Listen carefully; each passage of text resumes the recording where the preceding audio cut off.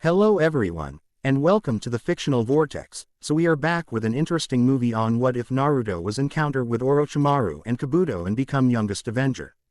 But before we start, I just want to remind you to please subscribe to my channel and hit the like button if you enjoy my content. Let's start the story. A small blue light shined in the penthouse of the in-progress reconstruction of Stark Tower. The light came from the center of a man's chest, his sleeping form being sprawled on a small futon in the center of the room. The man had a neatly trimmed goatee and a thin dark mustache on his face. His dark hair was sticking out randomly from his tossing in effort to find comfort. This was the famous billionaire, playboy Anthony Edward Stark, preferring to be called Tony by those close to him. To the world he was also known as the armored hero, Iron Man. A robotic voice spoke in the tower. "Mr. Stark, Dr. Banner is asking for your presence in Lab 8. He says it's urgent." Quote. Tony groaned and rolled to his other side, throwing his arm over his shoulder and waving it tiredly. Tell Bruce I'm sleeping, Jarvis." "I'm sorry sir, but drive. Banner is rather insisting that you join him." JARVIS, which is an acronym for Just Arthurvi Intelligent S System, said, almost pleadingly. "Grow a spine." The Inven Tor yawned out as he rolled with a grunt. What could be so important? "He says that it has to do with the other guy." The artificial intelligence stated in finality, which made Tony's dark eyes snap open. The man sat up and looked out the window. "Come again?" Tony asked with furrowed brows. A new voice cut in over the PA system with a chuckle. "Sorry Tony. I really need to talk to you, though. In a way, it does concern the other guy." Quote. "I shouldn't have let you have access to Jarvis' PA system." "Fine, I'll be down in a snap," Tony grumbled as he stood and rubbed his eyes with his finger and thumb. Another chuckle came from across the PA and Tony shook his head before walking to the closet and pulling an Iron Maiden shirt on. Scratching the back of his head, Tony went to his personal elevator and went down to the lab his temperamental friend. What could he want? Don't tell me he's trying to create a form of control over Hulk. I thought I convinced him that he was better off.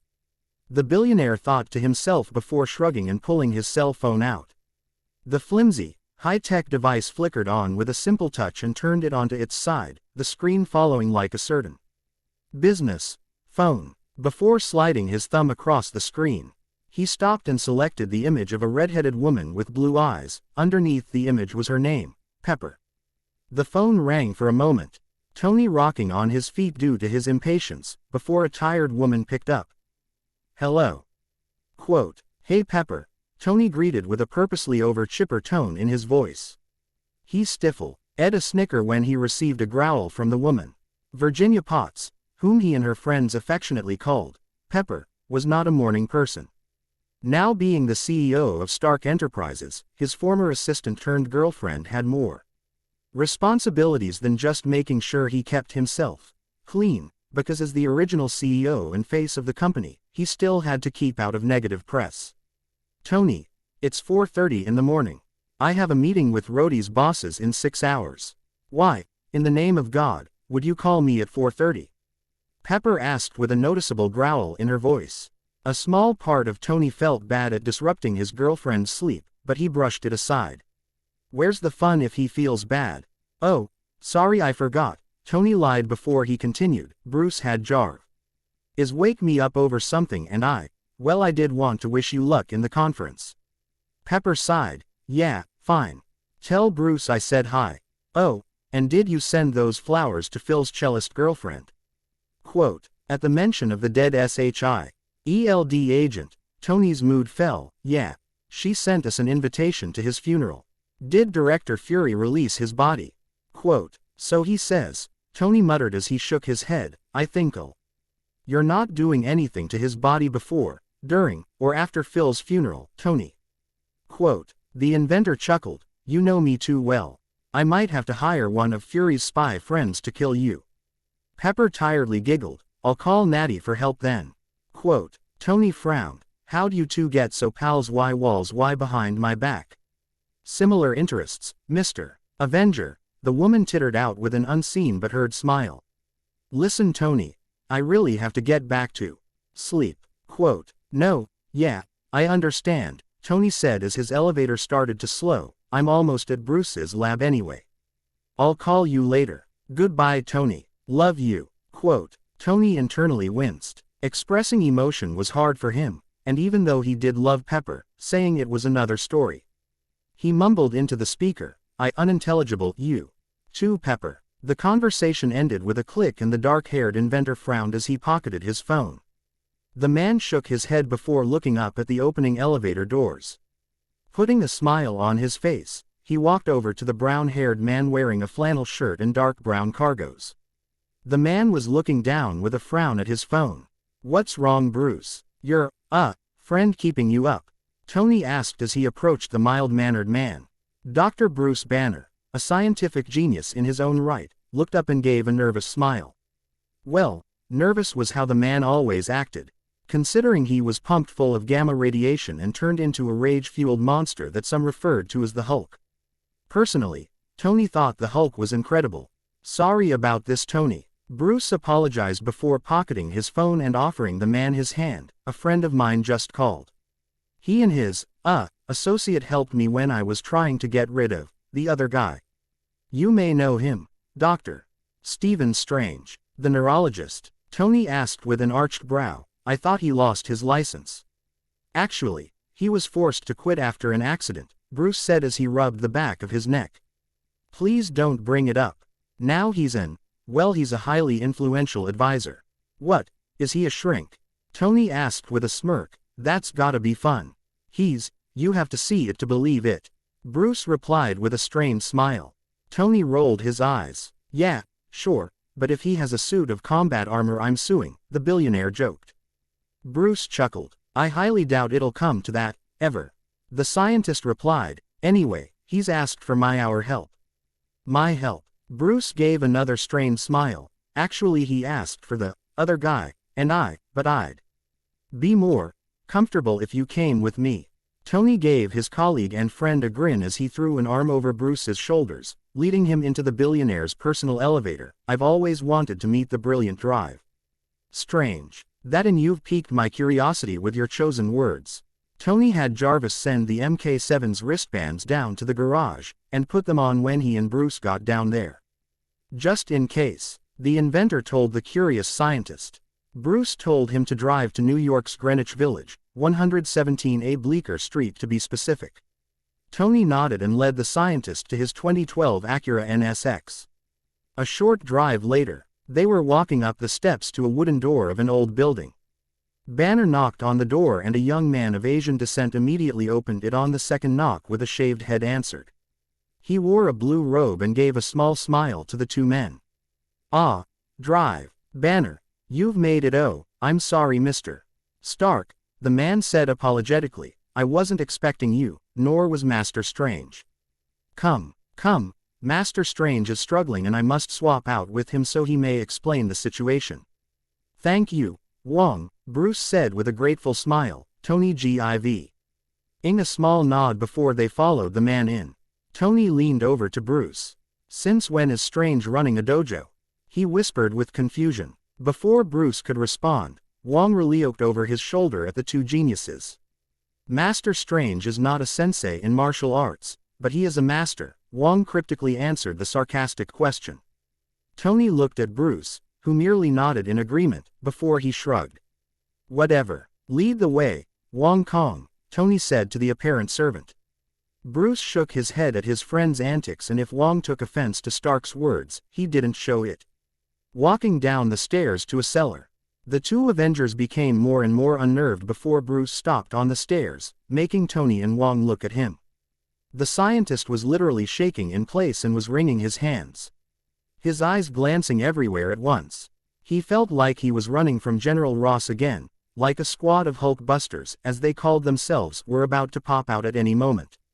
Hey, Tony said, poking him in the side. Banner jumped up a step and Tony gave a concerned frown. Banner, you okay?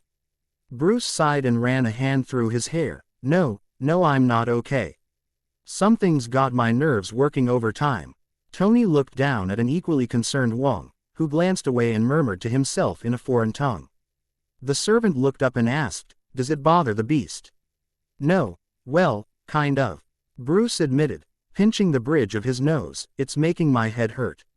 A sign that the Hulk feels threatened. Tony supplied with his brows up before they narrowed and he pulled his phone out. "Jarvis, I need the MK7 ready to deploy." "Of course, sir," Jarvis replied in his proper tone before a confused one took over. "Sir, where are you?" "The GPS in your car says you're parked on Bleecker Street, but your implanted GPS is being blocked." Quote. Tony's eyes went to Wong, who held a hand up. "All will be explained. Come, my master needs us." Tony looked at Bruce, who shook his head. "I'm fine now." The feeling passed. The three continued down the stairs before they came to a door with a pentagram on it. Wong muttered under his breath and the silver pentagram glowed a light yellow before it faded and the door opened.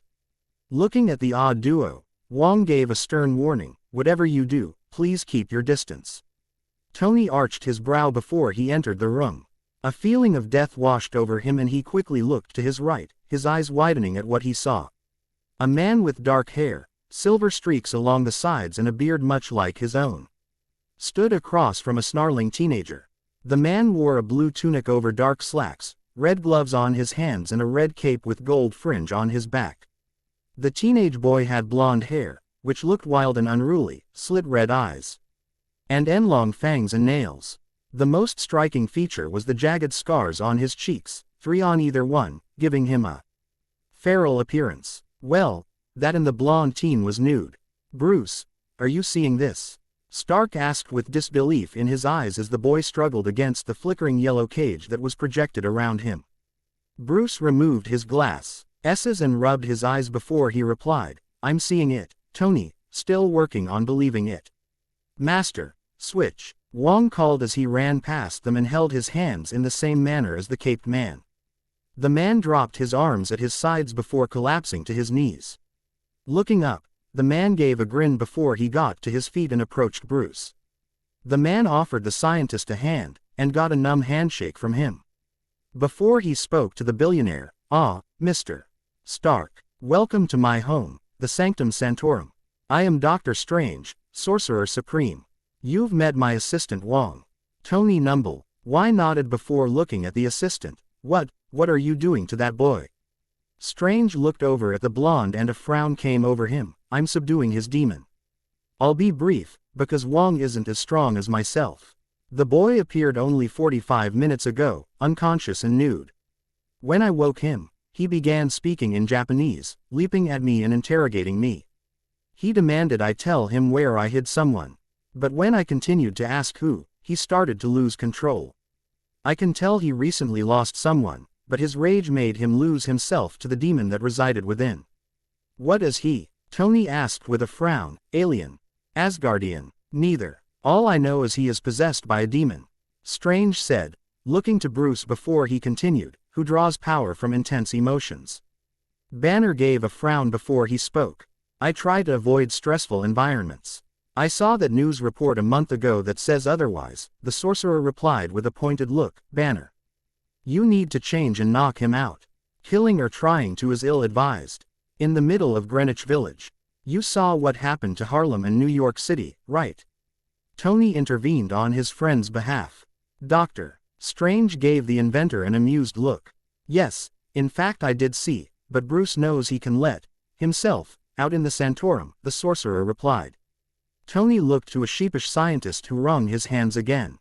Bruce looked from Tony to Strange before he sighed. "You're sure he needs to be knocked out? Can't you use sedatives?" Bruce asked almost pleadingly, only to receive a negative shake of his head. The top scientist concerning gamma radiation sighed again before pulling his glasses out and giving them to Tony. The two men stepped back as he walked towards the caged blonde, but unknown to the two Avengers, Strange had cast a spell under his breath to make the room longer than it looked. He knew that Dr. Banner's other half preferred a running start. "I can't believe I'm going to do this, Banner thought before he focused on his anger and began to change. His body grew until he was nearly 9 feet tall, ripped, and green. The green-skinned being gave a snarl before he growled and ran towards the caged blonde. Wong heard the stomps and released the containment spell, leaping back as the blonde was tackled by Hulk. "You know, He's gonna need a new pair of pants after this, Tony saw it as he watched Hulk stand and pick the struggling blonde up. Strange gave an amused snort. I'm aware. Hulk growled at the blonde in his grip. His other half, Banner, was telling him the blonde was the target. The Gamma Beast snorted and slammed the teen into the concrete, being careful to keep from completely destroying the floor and killing the human.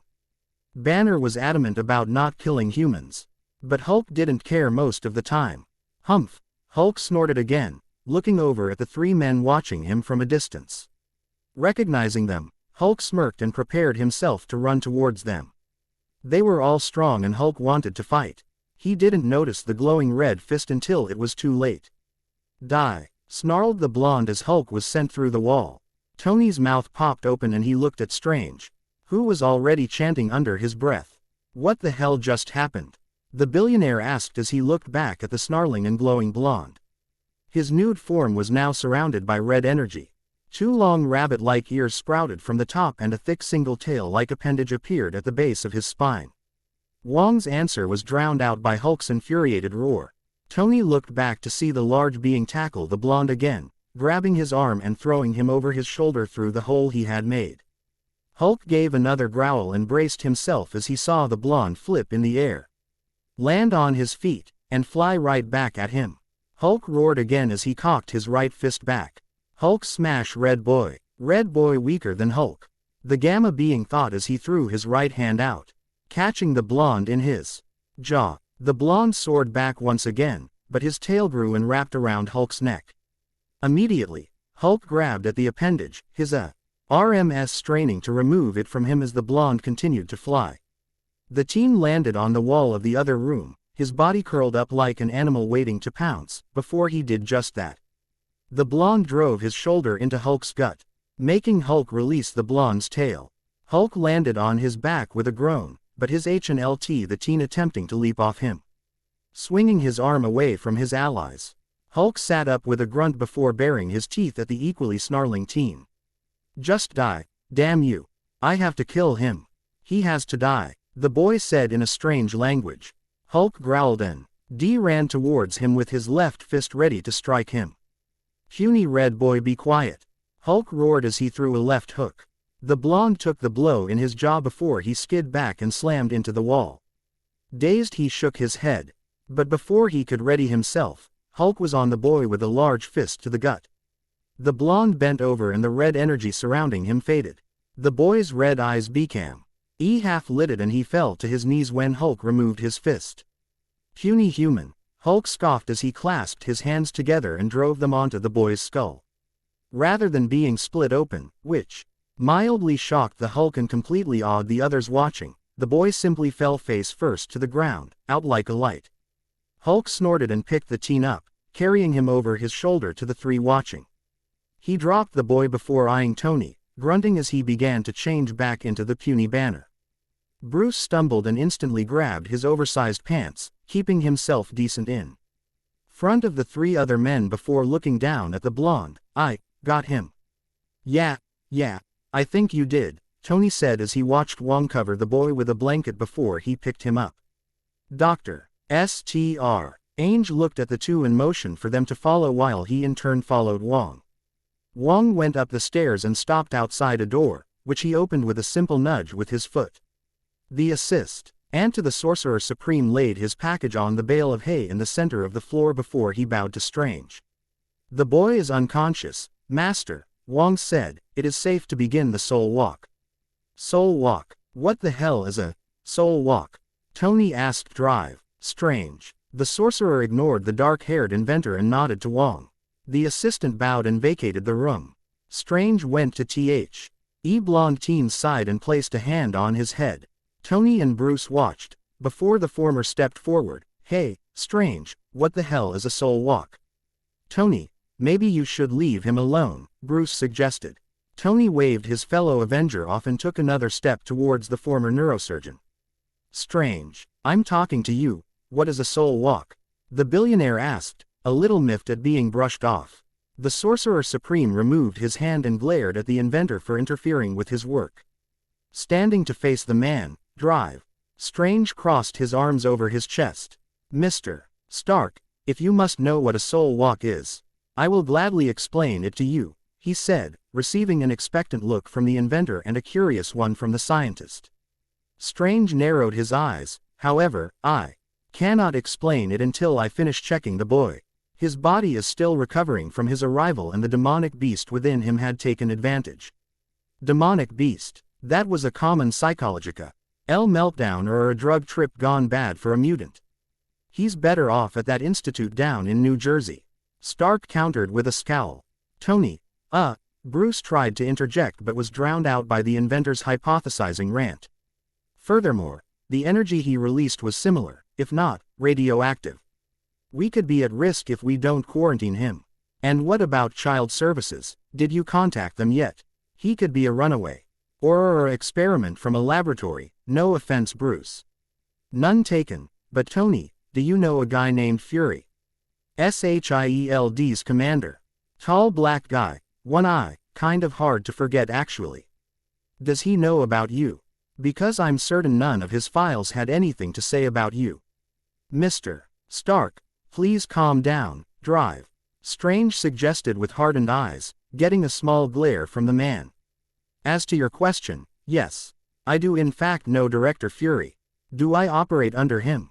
No. Do I advise him? At times. Like when the Asgardians came to Earth, or when he wanted to know more about the Chidori or the Cosmic Cube. The what? Oh yes, it's referred to as the Tesseract, isn't it? Strange mused before shrugging. Anyway, the boy is not of this Earth. He's an alien, Bruce inquired. Strange gave the scientist an uneasy smile. In a way, I suppose you could say that, the man said before he looked back at the unconscious boy, but he's more of an interdimensional being like Thor or Loki. Yeah, we've met the guy, Tony answered with a scowl as he crossed his arms, freaking showboat. Look who's calling the kettle black, Mr. Pot. Bruce thawed, HT with an amused smile as he glanced at his friend. Tony sighed and pinched the bridge of his nose and squeezed his eyes shut. I need a drink, he muttered under his breath, but the two other men heard it nonetheless. Doctor. Strange gestured to the door. Wong is preparing beverages in the main study. Down the hall to the right, third door from the end on your left. You shall find a bar and several items of interest. Bruce and Tony gave thankful nods while Strange went back to the blonde lying on the bale of hay, but as they left the room, Strange called out, "Oh, and Mr. Stark, please restrain yourself from touching anything." Bruce chuckled at the playful pout that crossed the billionaire's face. Strange looked down at the boy and sat down to his side, crossing his legs and taking a meditative position. His eyes calmly shut and the amulet around his neck shined a bright blue. Strange put his hand on the blonde's forehead and concentrated, feeling his spiritual body leaving the physical one. Strange's eyes snapped open and he found himself in a sewer. Around his feet, water leaked slightly and the sorcerer quickly levitated to avoid being in contact with it. A frown marred the man's face as he lightly grasped his chin in thought, curious. The boy holds a lot of sorrow within himself. And a sewer is a landscape, interesting. Strange floated down the sewer, rising slightly as the water did. Before he came into a large room.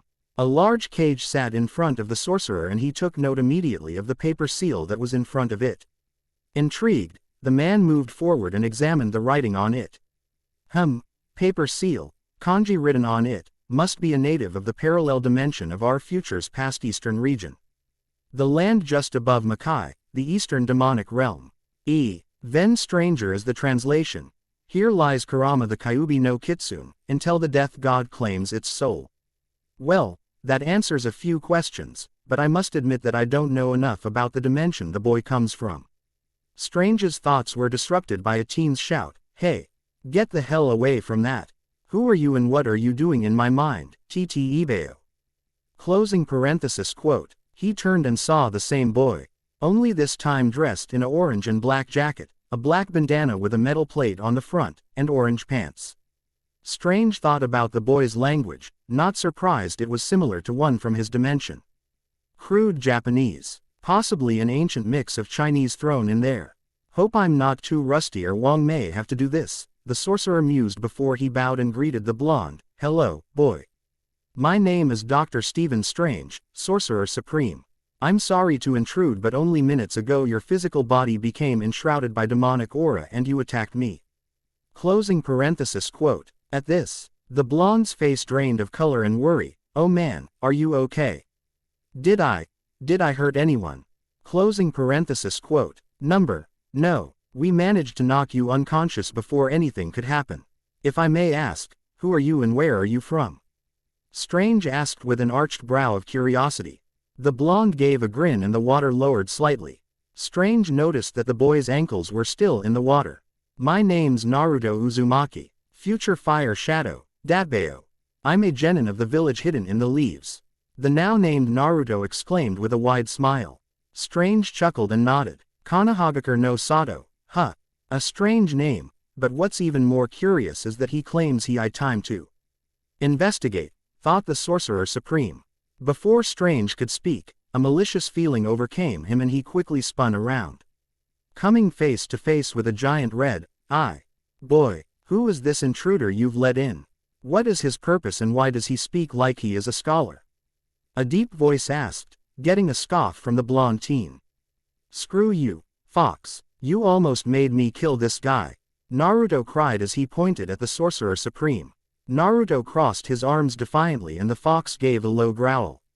You forget your place, boy. I am the nine-tailed demon fox, Lord of Hell, bringer of death and destruction, and the living entity of chaos itself.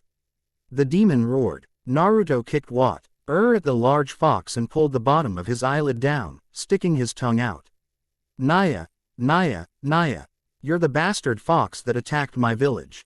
I'll keep you contained for the rest of my life, and when I die, you can go straight to hell. The blonde shouted at the fox, who roared in outrage. A large claw shot out and tried to strike the blonde, but it was stopped by a blue shield from the hands of the Sorcerer Supreme. You dare interfere, mortal, I shall devour your soul. The Kyuubi roared. Doctor Strange narrowed his eyes and he glared at the entity. I am Drive Strange, Sorcerer Supreme. His declaration made the infuriated Kyuubi's eyes widen. You forget your place, Kurama. You are just one of 9, and if I so wish it, I can banish you to the depths of Mephistopheles' realm. Closing parenthesis quote. Sorcerer Supreme. Kurama swallowed as he shrank back into himself.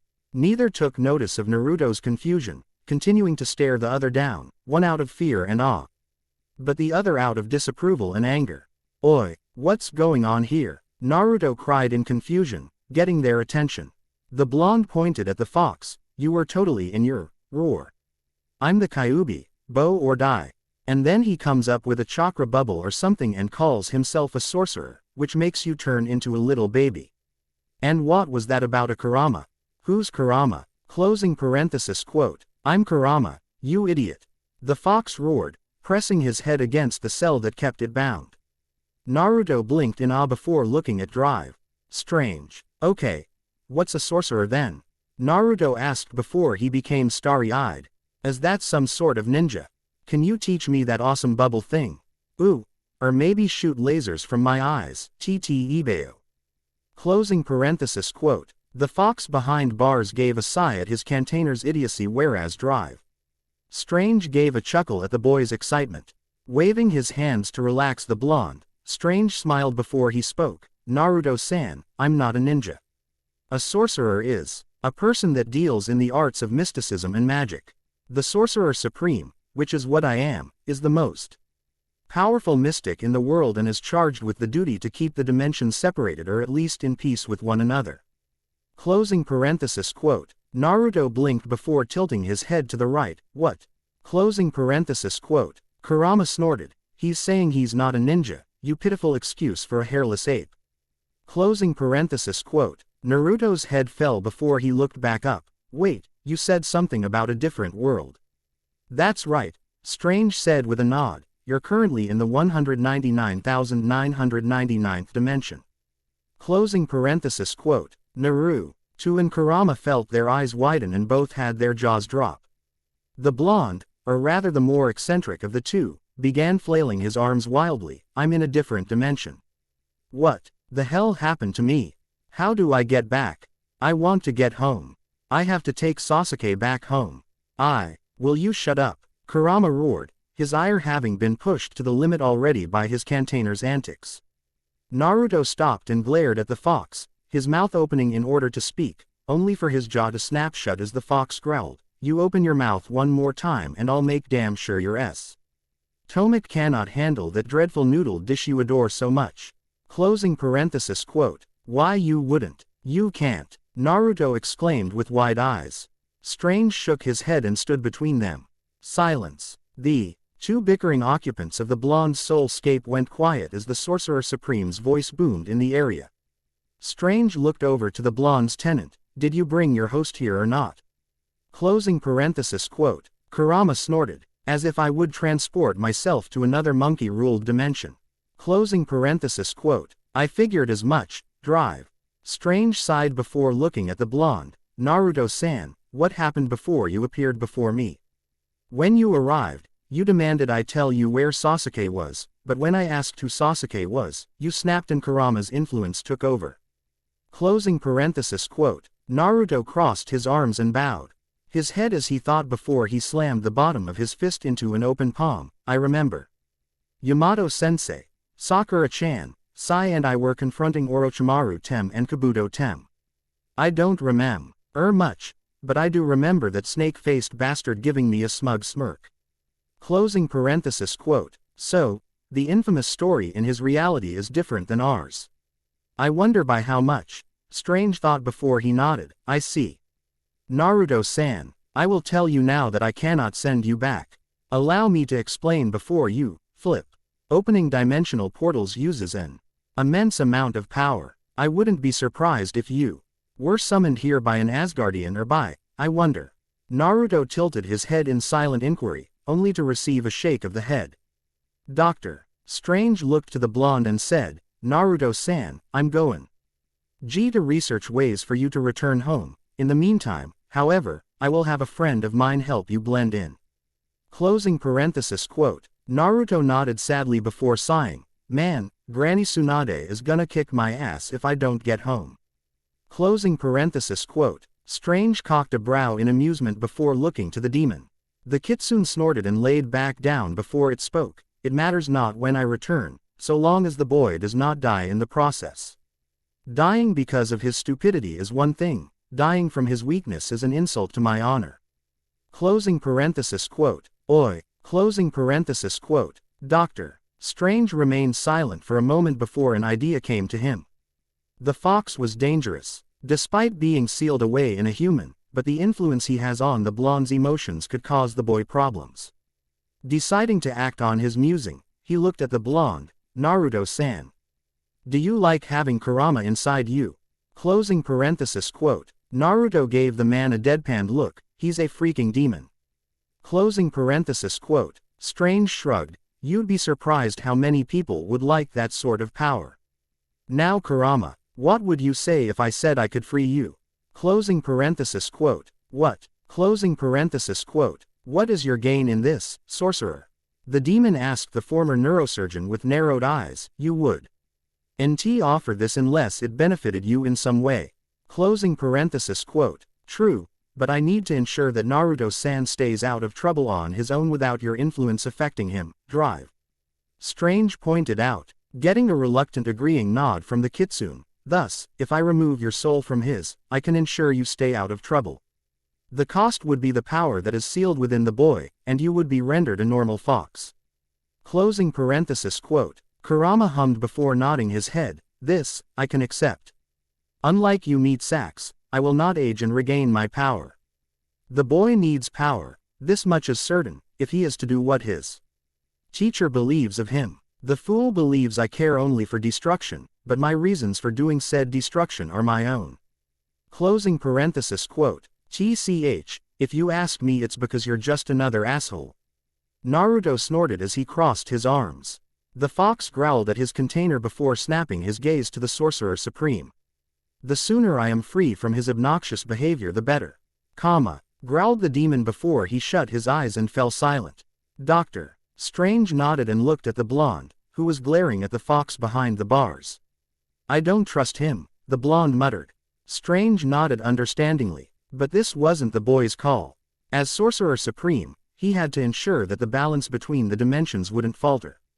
With a demon-controlled human, no one I'll be sure how his dimension W then trust me, Strange said to the boy, who looked at him.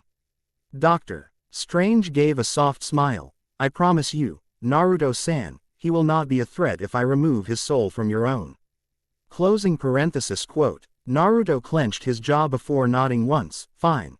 Closing parenthesis quote. Doctor. Strange nodded back before he faded from the boy's soul, leaving an odd teen and a disgruntled demon behind. Strange's blue eyes opened and he stood, looking down at the boy he knew as Naruto before walking to the main study, where he found Tony Stark enjoying brandy and Bruce Banner flipping through a book. Wong looked up from his place meditating and got to his feet. Master Strange. Wong inquired, what may I do? I need the cadaver of a fox, any species will do, and in relatively good condition, the Sorcerer Supreme instructed. And prepare the soul transference gem. The boy needs immediate treatment. Wong bowed and left to do as instructed. Tony snorted. Treatment? What? You're curing his insanity. Strange glared at the man. The boy is in perfect mental health, but I've heard of your more rambunctious activities before the Chidori invasion. In my own defense, I thought I was dying, the billionaire pointed out. Strange shook his head while Bruce chuckled. The scientist looked to the sorcerer after he placed the book he was reading away. So, the Gamma specialist inquired. Doctor. Strange rubbed his temples with his left hand and heaved a sigh. I've made a deal with the devil within the boy, he said, ignoring Tony's snort of disagreement. The boy is strong-willed and comes from a dim ancient similar to what some philosophers refer to as futures past, in which the inhabitants are more evolved than us but lack our technology, save for some early machines, like microwaves for example. Excuse me, Tony interjected with a raised hand, you're honestly telling us that this kid is from an alternate dimension. Tony, you've met Thor in person, Bruce deadpanned. The billionaire waved a hand. Yeah, but this kid could just be another one of those whatchamacallits, mutants.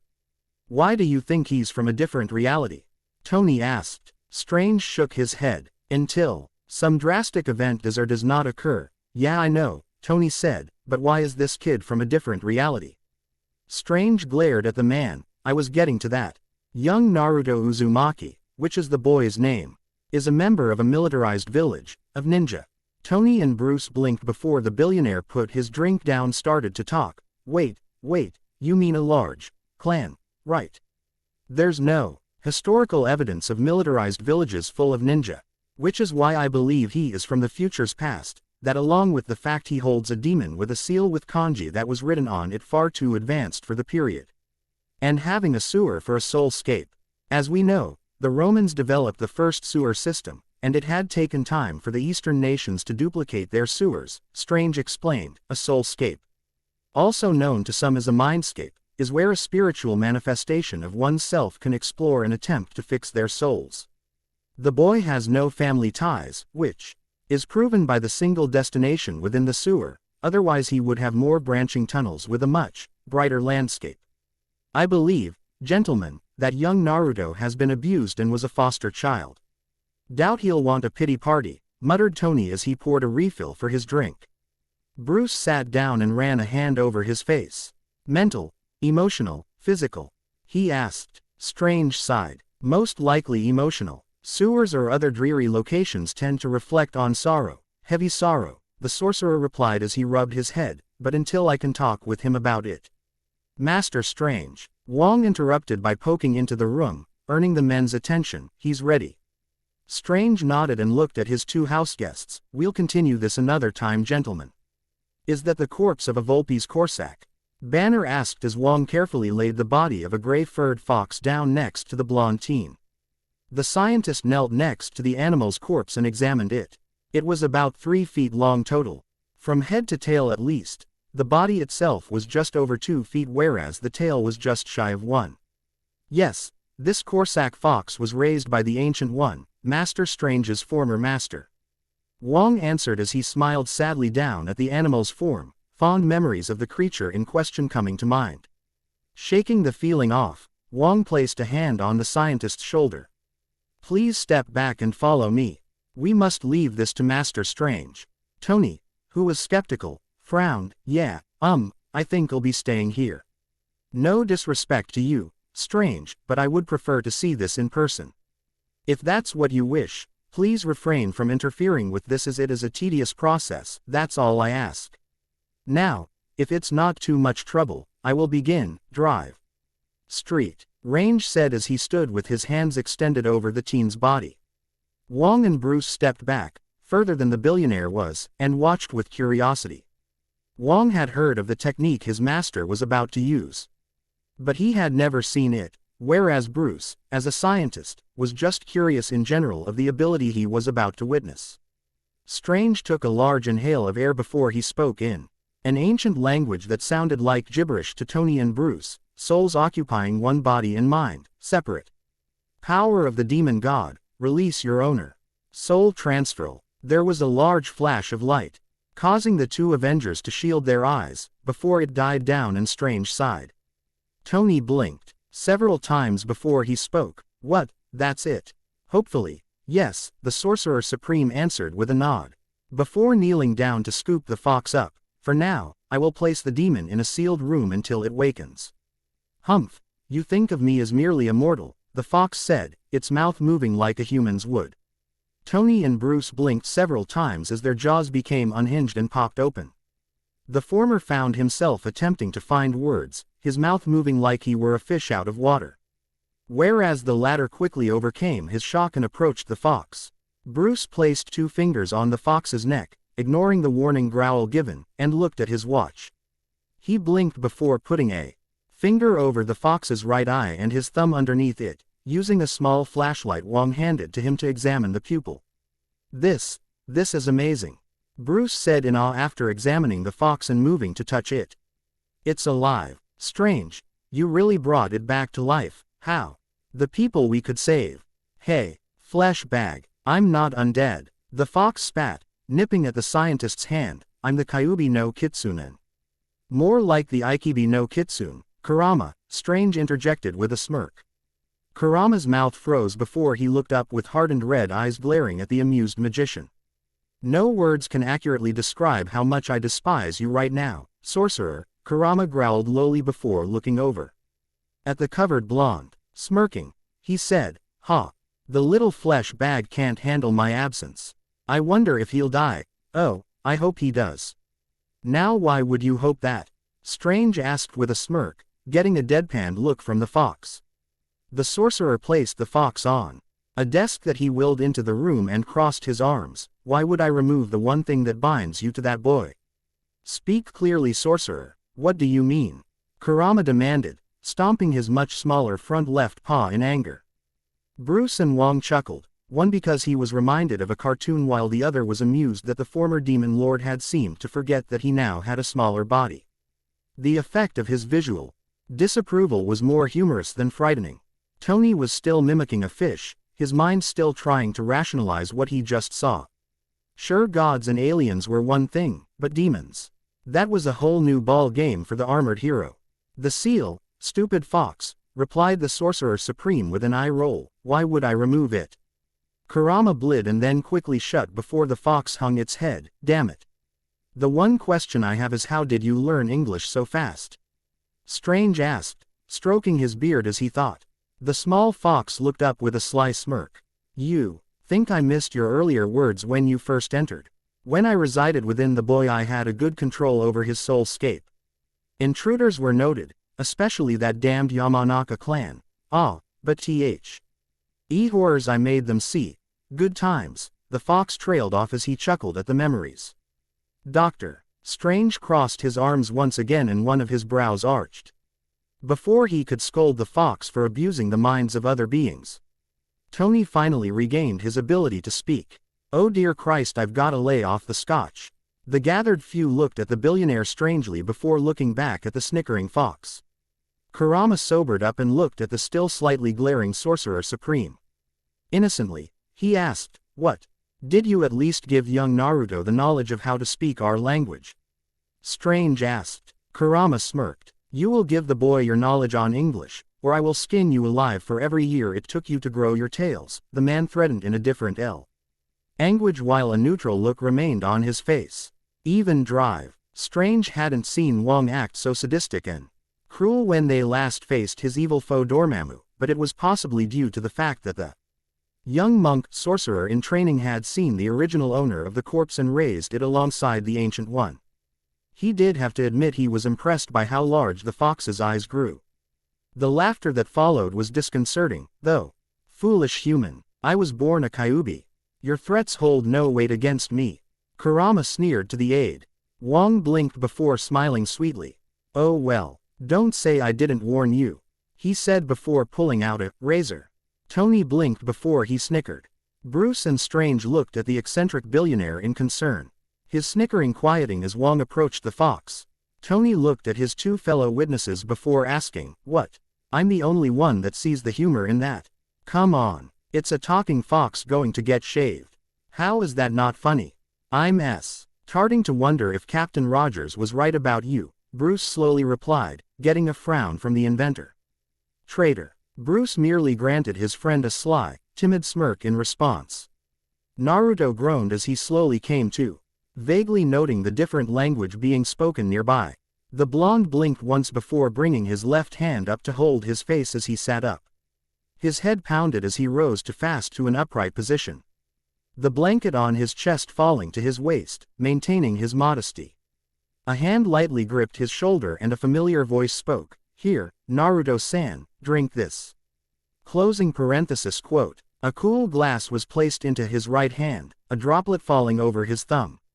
He brought the edge to his lips and eagerly tilted it back, swallowing the cool water that was within. Only a few seconds in, Naruto coughed as the water went down a wrong pipe. Hey, damn Kit still has no patience, a familiar voice taunted. Naruto lowered the glass from his hand and glared at the speaker, his eyes landing on the first fox-like form he could find. It took a moment for it to sink in, the smaller form, lighter coat, and the not-so-malicious eyes looking back at him. What the hell are they saying? Tony asked. Bruce looked at him with an arched brow of amusement. The billionaire then asked, what? Does everyone here speak Japanese but me? Don't you run a multinational company? The scientist asked with a bit of mirth in his voice. At Tony's confused look, Bruce rolled his eyes before he elaborated, this whole thing's thrown you off, hasn't it? You've had to have had meetings in a Japanese country, right? Tony groaned. That's Pepper's scene. Those guys are so stiff.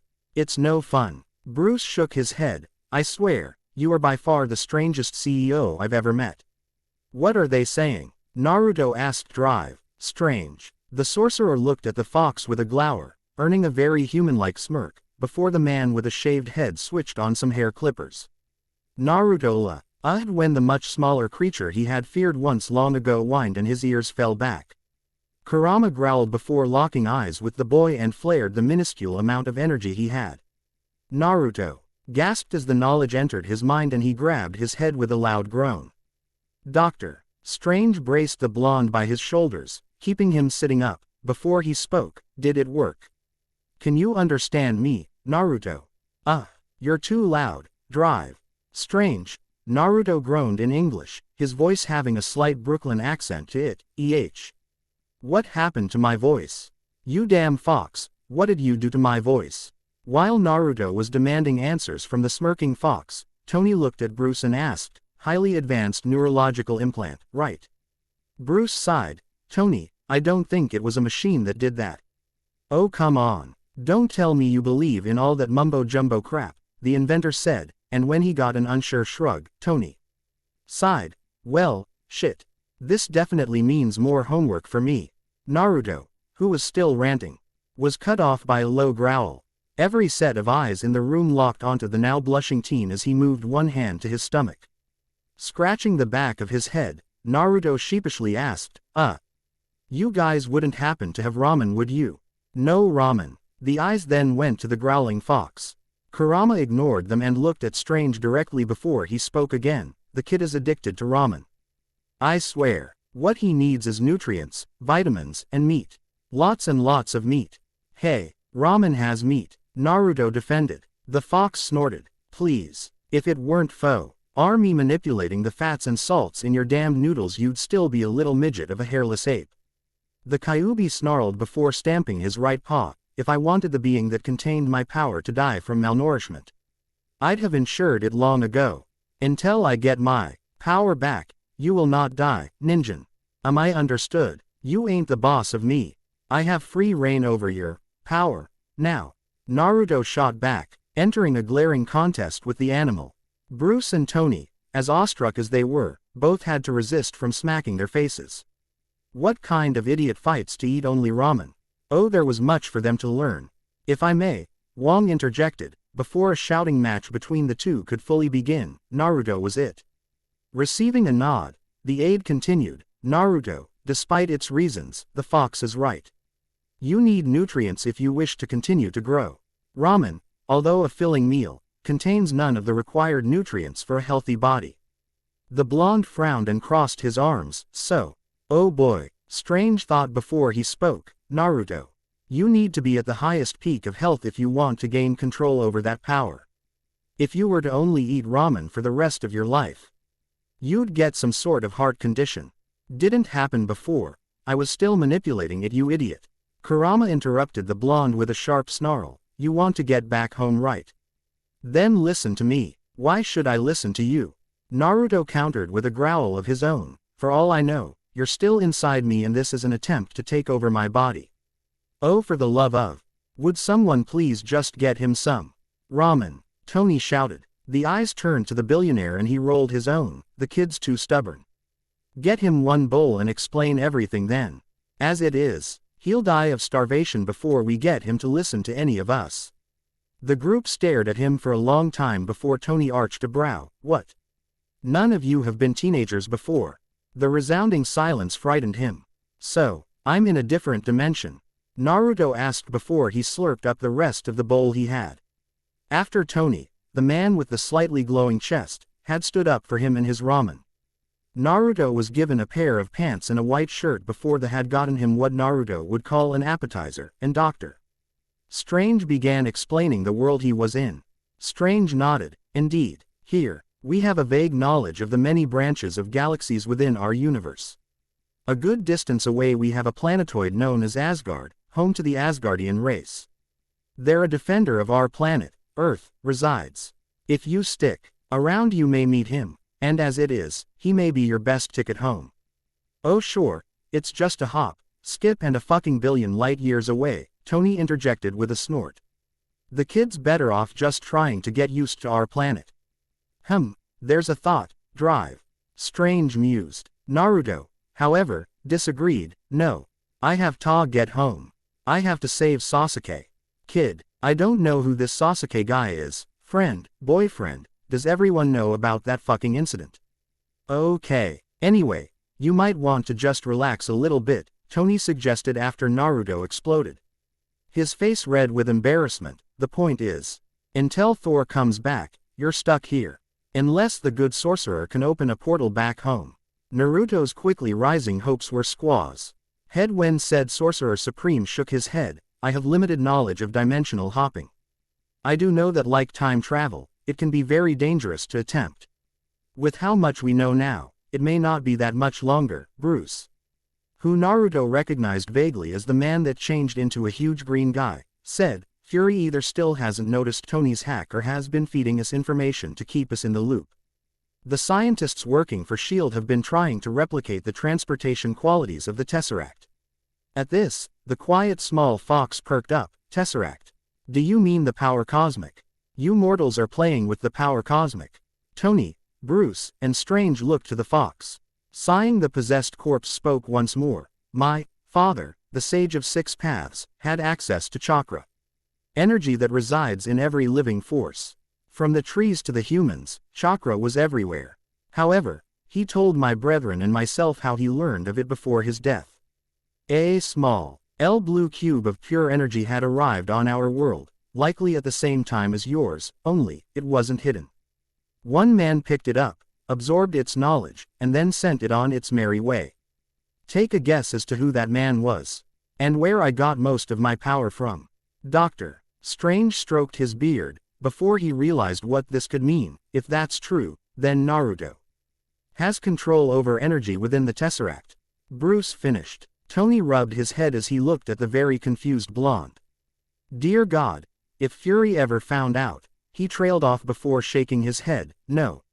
That can't happen. He'd be treated like me. Bruce supplied somberly. I won't let it happen. No one deserves to be hunted. What are you guys talking about? A concerned Naruto asked, only to be ignored. We need to make an identity for him, Tony said as he whipped his phone out and began hacking. Set him up in a school. Give him the basic knowledge that he needs to know. Pepper and I can take him in just before his school starts so he can remain nearby, Tony said. Stark Tower is going to be completed around that time. And I think we'd be able to give him some tips on how to blend in. Because that's what you're good at, Bruce said with a smirk. Ignoring his friend's scowl, Bruce continued, I could help him contain his emotions, I guess. Maybe his abilities are powered by that. The fox will stay with me, drive. Strange said, getting a growl from the possessed corpse. I don't trust it. Not yet. Fine. Would someone please tell me what's going on? Naruto exclaimed with his hands above his head, not noticing the blue glow that encased them. The crystals hanging from the chandelier in the room suddenly exploded just after his exclamation. All eyes went to Naruto for the second time and the blonde blinked before sheepishly asking, did I do that? After a long silence, Tony spoke, Bruce. Yeah, you might want to start teaching him, the billionaire said.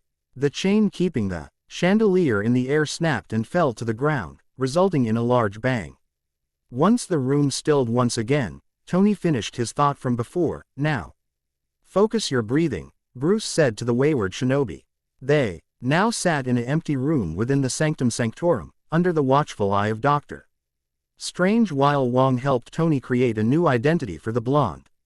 The young teen was currently shirtless as was his teacher. Sitting across from him in the lotus position, Steven had suggested they first have Naruto try to get a grasp over the power.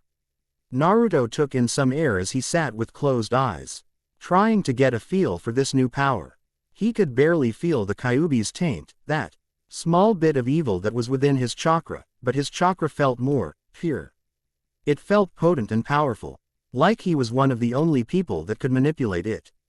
A blue glow started to appear around the blonde, similar to the bright red that the Hulk had fought before but not quite. It was more natural. Naruto's eyes beneath his eyelids became solid white orbs as his hair, face, and body all seemed to become the shade of his eyes. Bruce had to resist the urge to stare in awe, focusing on the device in his hands that would read the various radiations coming off of the teen. Small amounts of gamma. All right Naruto, that's enough, Bruce said to the teen. Naruto didn't seem to hear him. And a blue light continued to grow out from his place in the lotus position. A sphere appeared around him and Bruce found himself backing away as his device beeped in alarm. The teen started to levitate and his mouth opened slightly as he breathed, revealing that his internal colorings had changed to a light yellowish white while his whiskers seemed to start glowing. Naruto, Bruce called out to the boy once more, stirring him from his meditation. Naruto's eyes snapped open, now a bright yellow like the 3 marks on his face and the inside of his mouth. The light died down and Naruto fell back to the floor, spread eagle and panting heavily.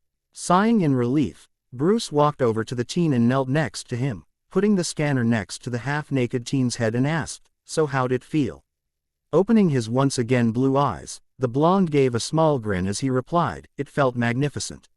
Addicting magnificent or something else? The scientist asked. Naruto sighed and closed his eyes.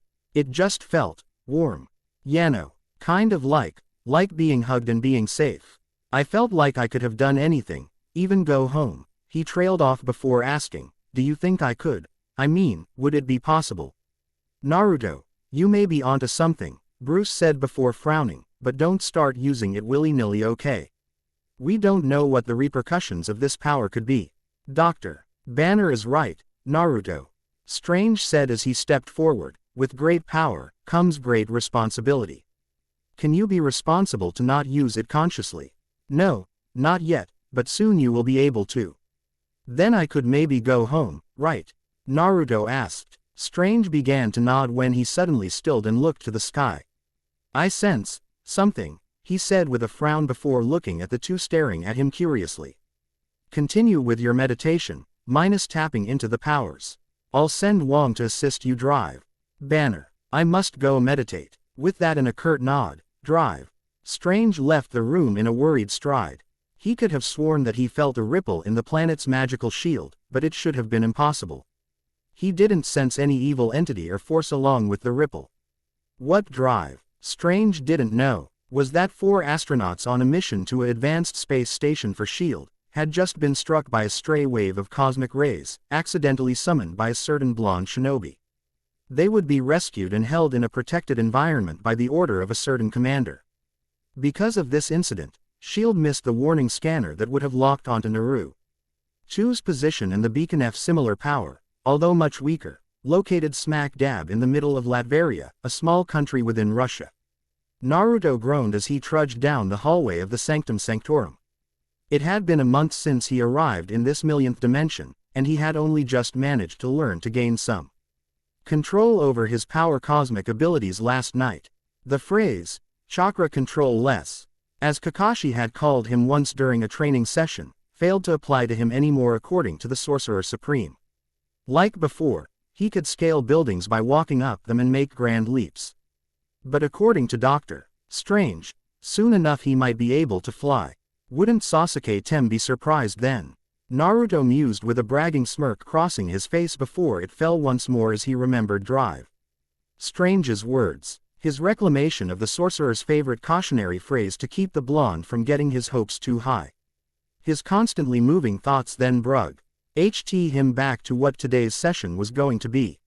Sparring. Now normally, Naruto would enjoy sparring, as he lasted the longest due to his immense amount of chakra and, had he used his brain before, would have won eventually against Sasuke. That and the guy actually fought pretty well, so Naruto thought he was growing from it. He would have been, had Kakashi taken the time to explain to Naruto his flaws in certain strikes or attacks. Like he did for Sasuke, not that Naruto knew that. However, this wasn't like that sparring, this was more or less learning on the fly. It could even be called a fight for his life. Sure, he normally learned through kinetic theory, which is the act of learning by doing, but this was actual survival combat against drive. Bruce Banner, or rather his alter ego, the Hulk. The big green oaf, as Tony called him, was vigorously violent and Naruto was sure scratch that, Naruto was positive that he still had a mild concussion from last Tuesday's sparring session. He didn't know that the Hulk could kick that hard when he wanted to, but like they say, you learn something new every day. Stopping in front of the pentagram-marked door, Naruto lifted his hand to KN. On it when Wong suddenly gripped his other arm tightly. Across Wong's shoulders rested Kurama, the former Kyuubi no Kitsune of his dimension, but something was off. The fox hadn't taunted him upon approach. Granted, he and the little resurrected fur ball had gotten into a much more healthier relationship over the past month, but it was still the beast that killed shinobi from his village, the Yondaime, and he was the boy that still contained the Biju's chakra. Kurama and Wong would often be seen together, or the fox with Dr. Strange. Naruto wasn't sure, but he had suggested that Kurama was attempting to possess Wong. Only to be proven wrong when Dr. Strange admitted he had thought of that earlier and tested for it. The Sorcerer Supreme then said that he believed the new spirit in the bod had taken to some of the old body's memories, such as hopping on Wong's shoulder or recognizing Wong as one who had raised him. Whoa, Wong, where's the fire? Naruto asked, surprised by the rushed grip that was threatening to pull his arm out of his socket. Wong whipped his head back to look at the younger man, the aide's eyes narrowed into stern orbs. Quiet, Doctor. Banner has a guest that we'd rather didn't know about. You, Wong hissed as he pulled Naruto along. The blonde, confused, and now slightly concerned, complied with the order and followed the monk-like sorcerer butler with a fox draped over his shoulders. Upstairs, one Bruce Banner was internally sweating as he stood across from someone he didn't want to see ever again. General Thaddeus E. Thunderbolt Ross, the man whose C.R. went down the drain because of not one, but two failed attempts to duplicate the super soldier serum. He really hoped that Ross wasn't here to cause trouble. Banner, the general said with his gruff tone. I heard they found him. Bruce blinked several times before he realized what Ross was, or rather wasn't, asking and mentally interpreted his statement as, did they really find Captain America? He's a good man, Bruce admitted timidly, just barely able to force a smile on his face. I think he's been hanging out near Queens and trying to rediscover his hometown.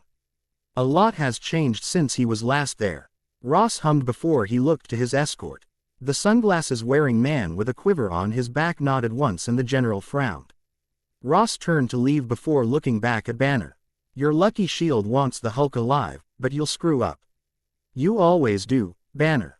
And I'll be there waiting when that happens.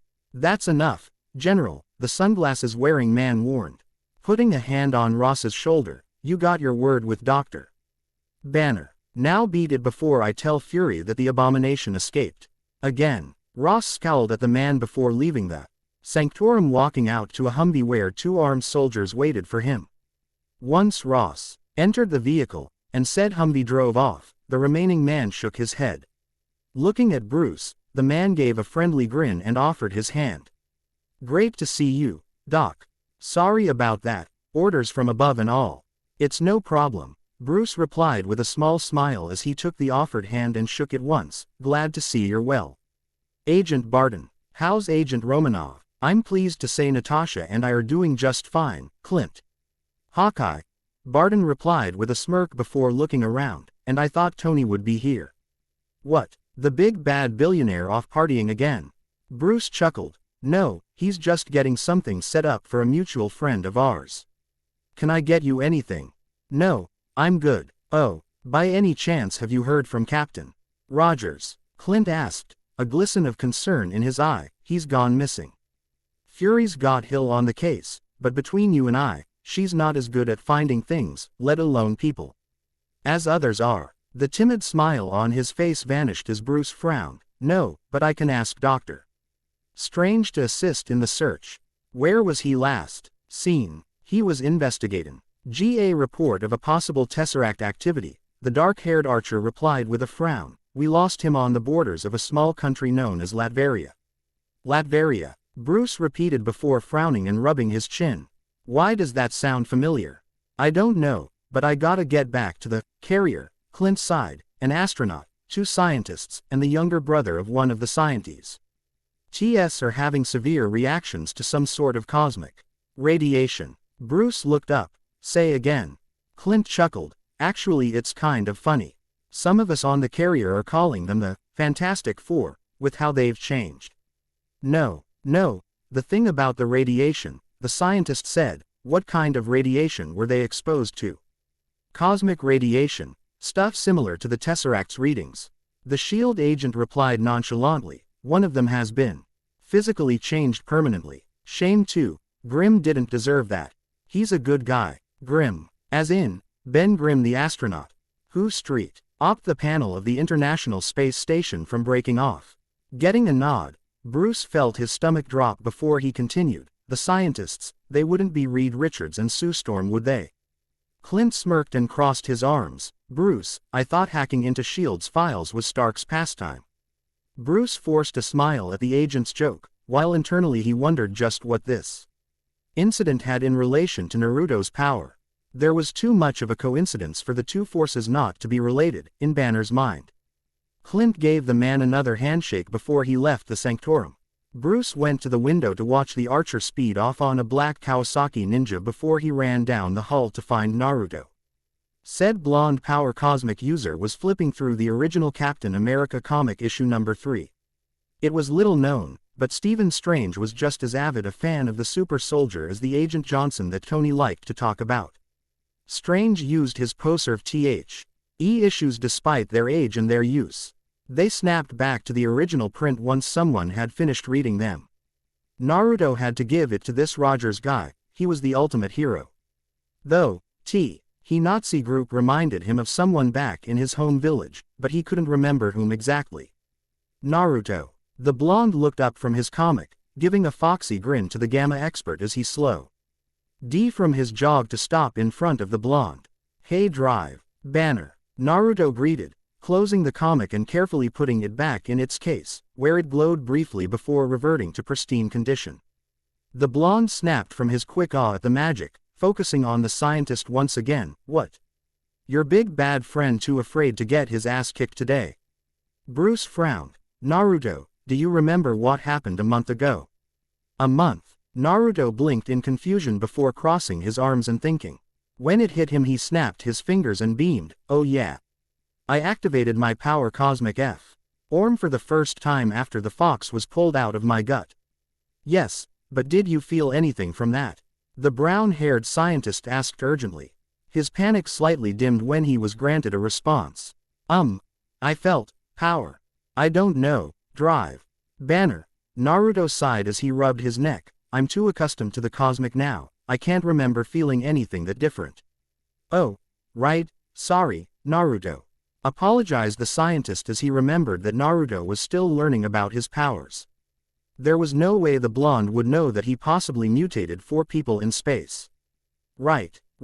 Run that by me again, Jarvis. Tony asked as he hacked into the Internal Revenue Service database. The billionaire was still setting up the dimension-traveling ninja's identity and after being set back by constant firewalls. Calls from a certain one-eyed director of a certain agency named after a type of armor one held in their hand, and a few warnings from his best friend, Naruto Uzumaki was nearly a real person. Until Jarvis picked up on something that set back all of their work. Sir, there's already a recorded Naruto Uzumaki in the databanks of Tokyo, Japan, the AI informed his creator. It appears the boy is a delinquent, and has a rather lengthy record with the authorities. Perhaps if we place our youth under a different name. Quote, well shit, Tony thought as he leaned back, can you pull the image up? As Tony feared, there in front of him was the Power Cosmic using Teen's dimensional counterpart, holding a place card with various kanji placed on it. His left eye was black and there was a fresh cut on the right side of his bottom lip. Other than the signs of a physical altercation, the boy was a carbon copy of the most recent addition to their dimension.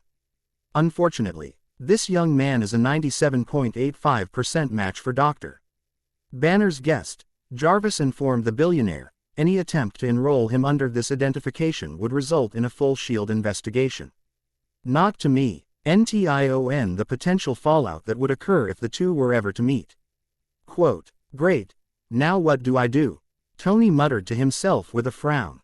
2 arms suddenly wrapped around his neck in a light hug, and the billionaire turned hero grinned before he looked up to give a greeting kiss to his girlfriend. Breaking from the kiss, he said, hello Pepper.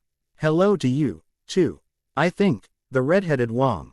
And said with a playful smile crossing her face as she looked at the image. So, is Fury having you look for a blonde teen or is this a side project? It's actually the latter, but not in the way you're thinking. Stark replied with a smirk, getting a light swat from the redhead for his lewd humor. The man sighed afterwards and shut the image off before looking back at the hollow screen for the IRS databanks. A friend of Bruce's has gotten into a bit of a jam. Is this about that incident at Drive Strange's home you told me you couldn't tell me about? She asked. The whole magic thing. Tony chuckled. You're too smart for your own good, Pep. How are you supposed to play innocent if I tell you everything? The same way you sleep on the couch alone if you don't tell me anything, Pepper replied with a smirk. At Tony's horrified look, she giggled. You're lucky Jarvis told me all about Naruto. I do apologize, sir. Ms. Potts is rather persuasive when she wants to be, the AI said apologetically. Tony frowned and glared at the panel on the wall. Traitor, he muttered before looking at his girlfriend with a bit of disapproval. All right, misinterrogate my personal artificial intelligence. That boy is this dimension's Naruto Uzumaki.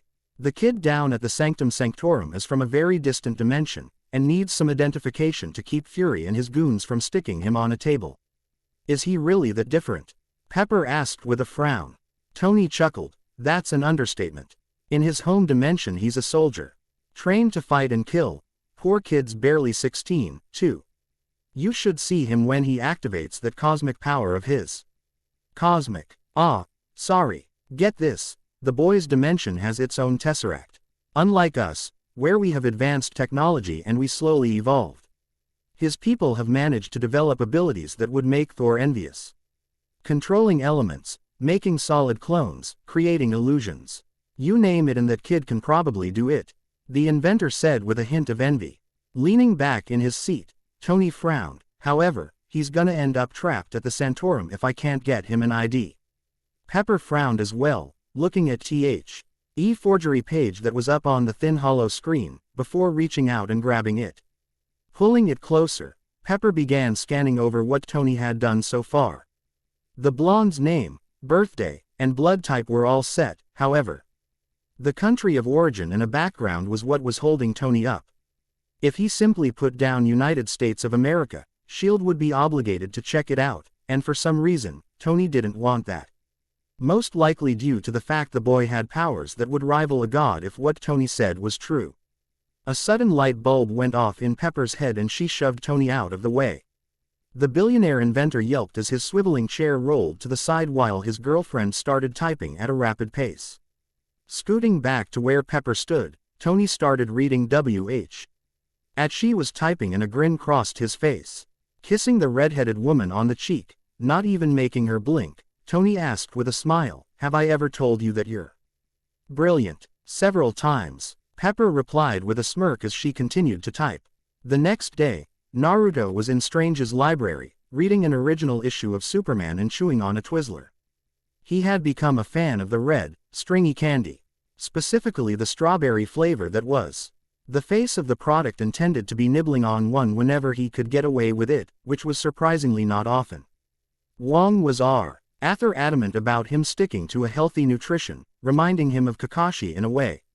The one-eyed Jonin would often chastise Naruto about not eating his fruits, dropping off the occasional basket of fruits just to annoy him. Naruto was just coming to the turning point of the comic, which would reveal who was behind the release of a muscular green Jimmy Olsen clone, when a hand smacked him upside the head.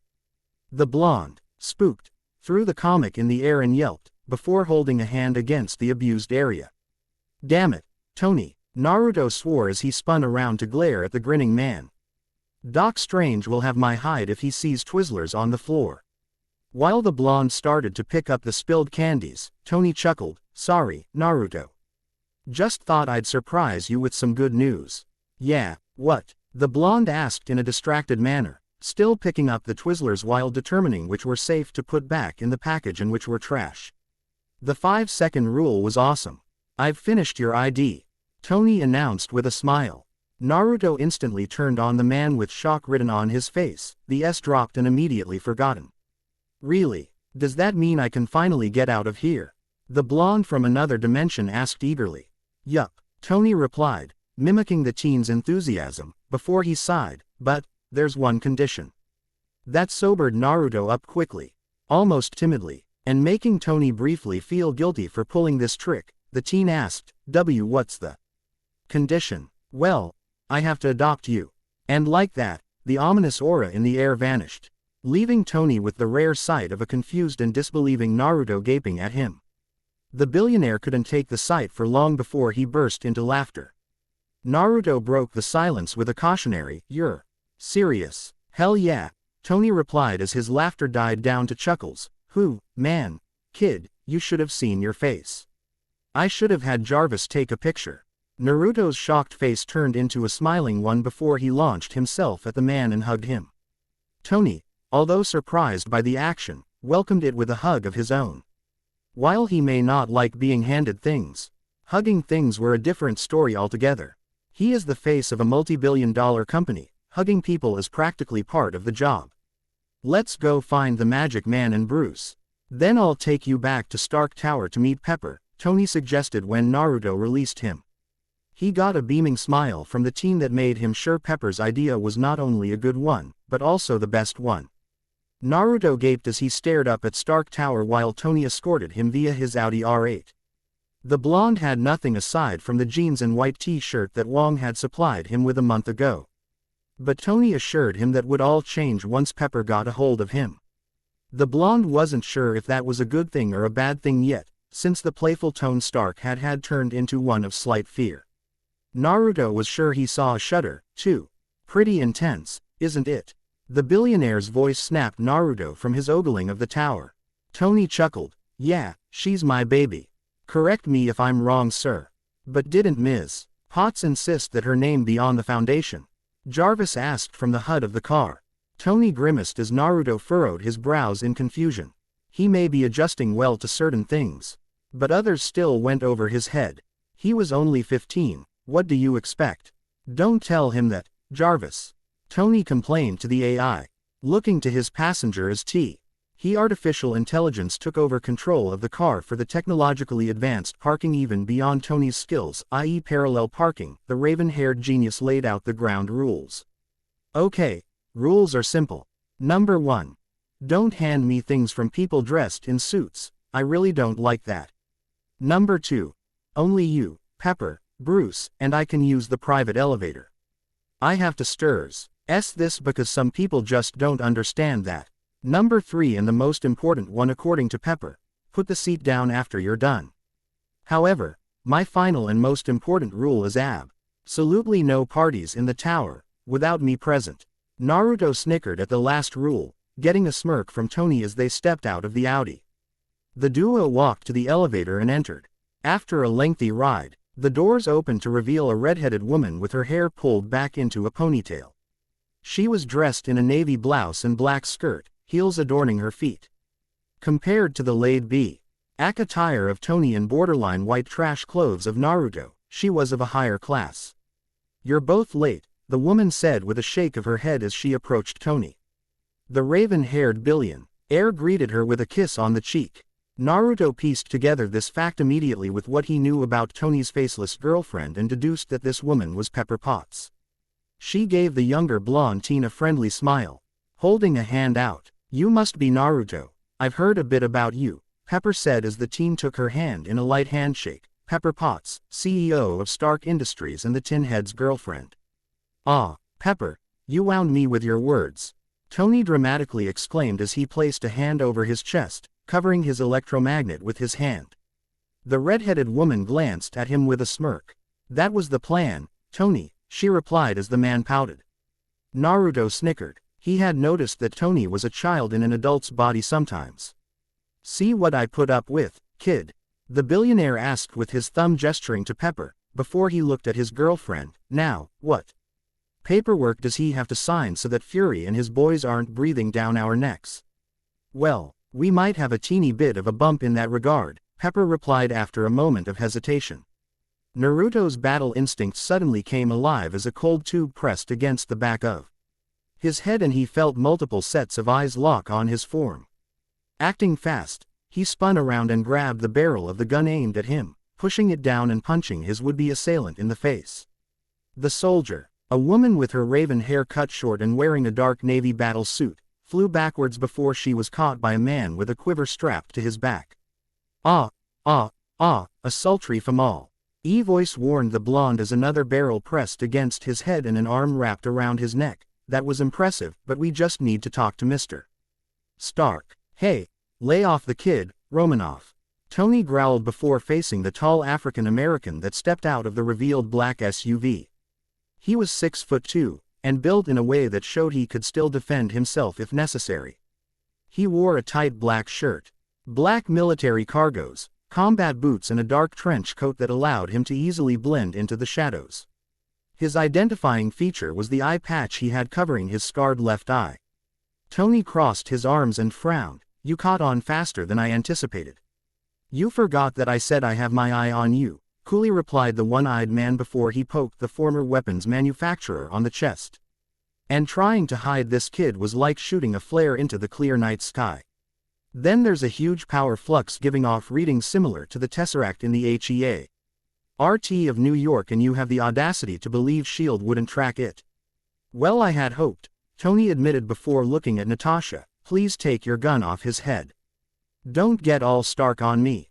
Now I have 4 people whose lives are changed forever.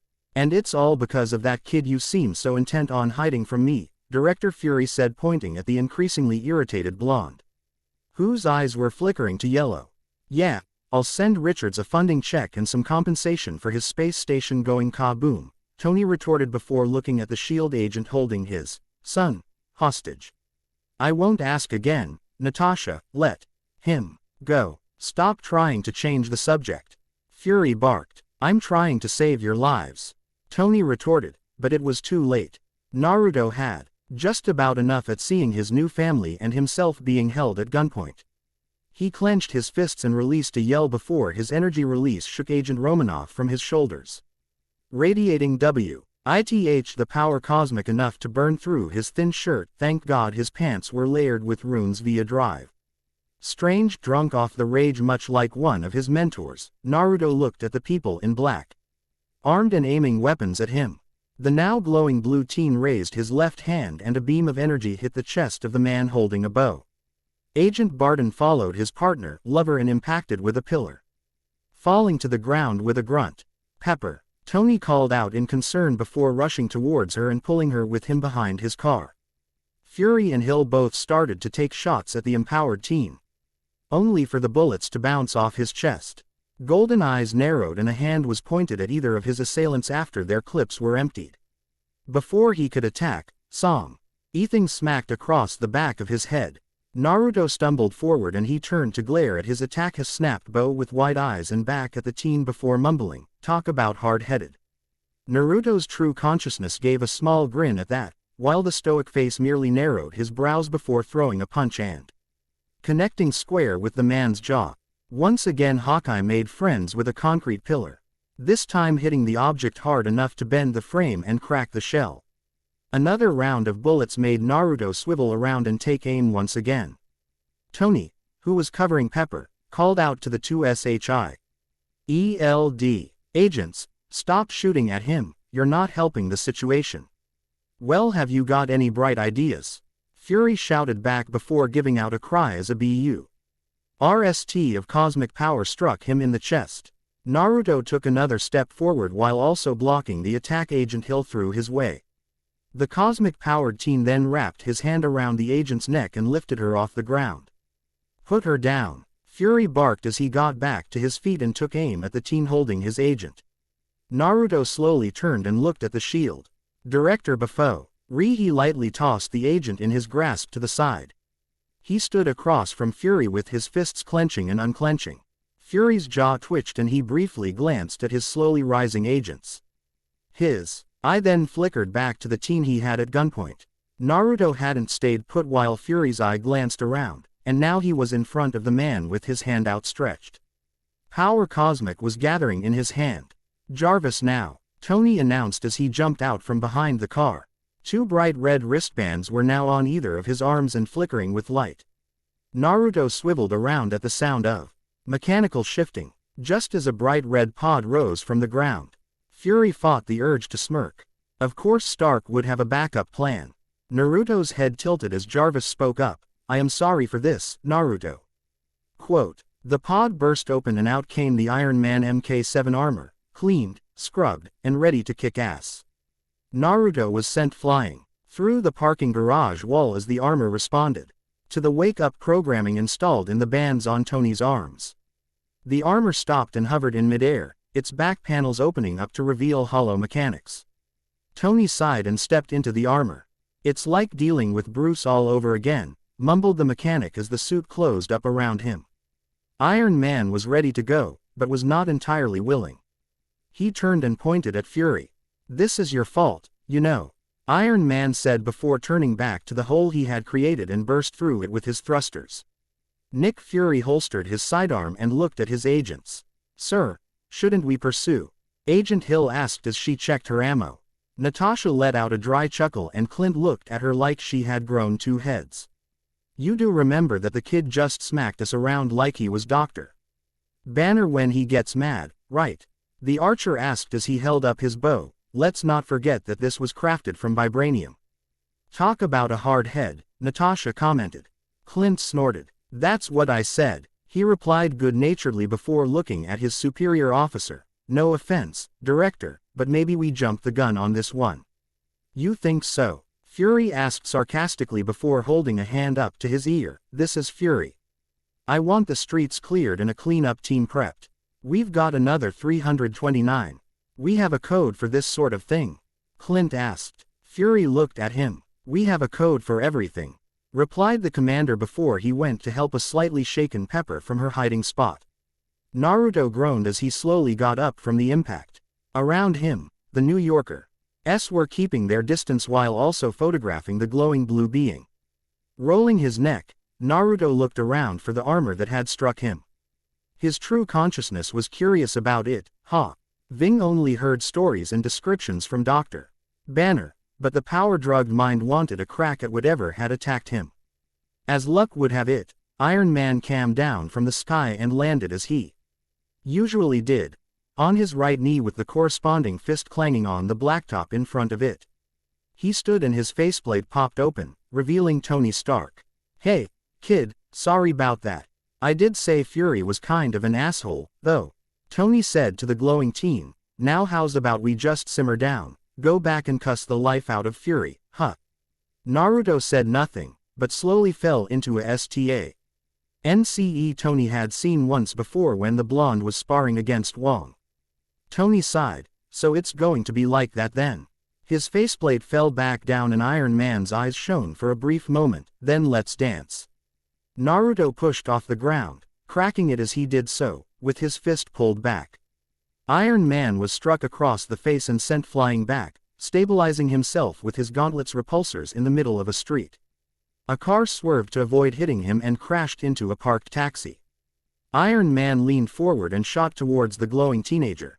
Unbeknownst to the man, Naruto's SUB conscious was taking note of how the armor flew.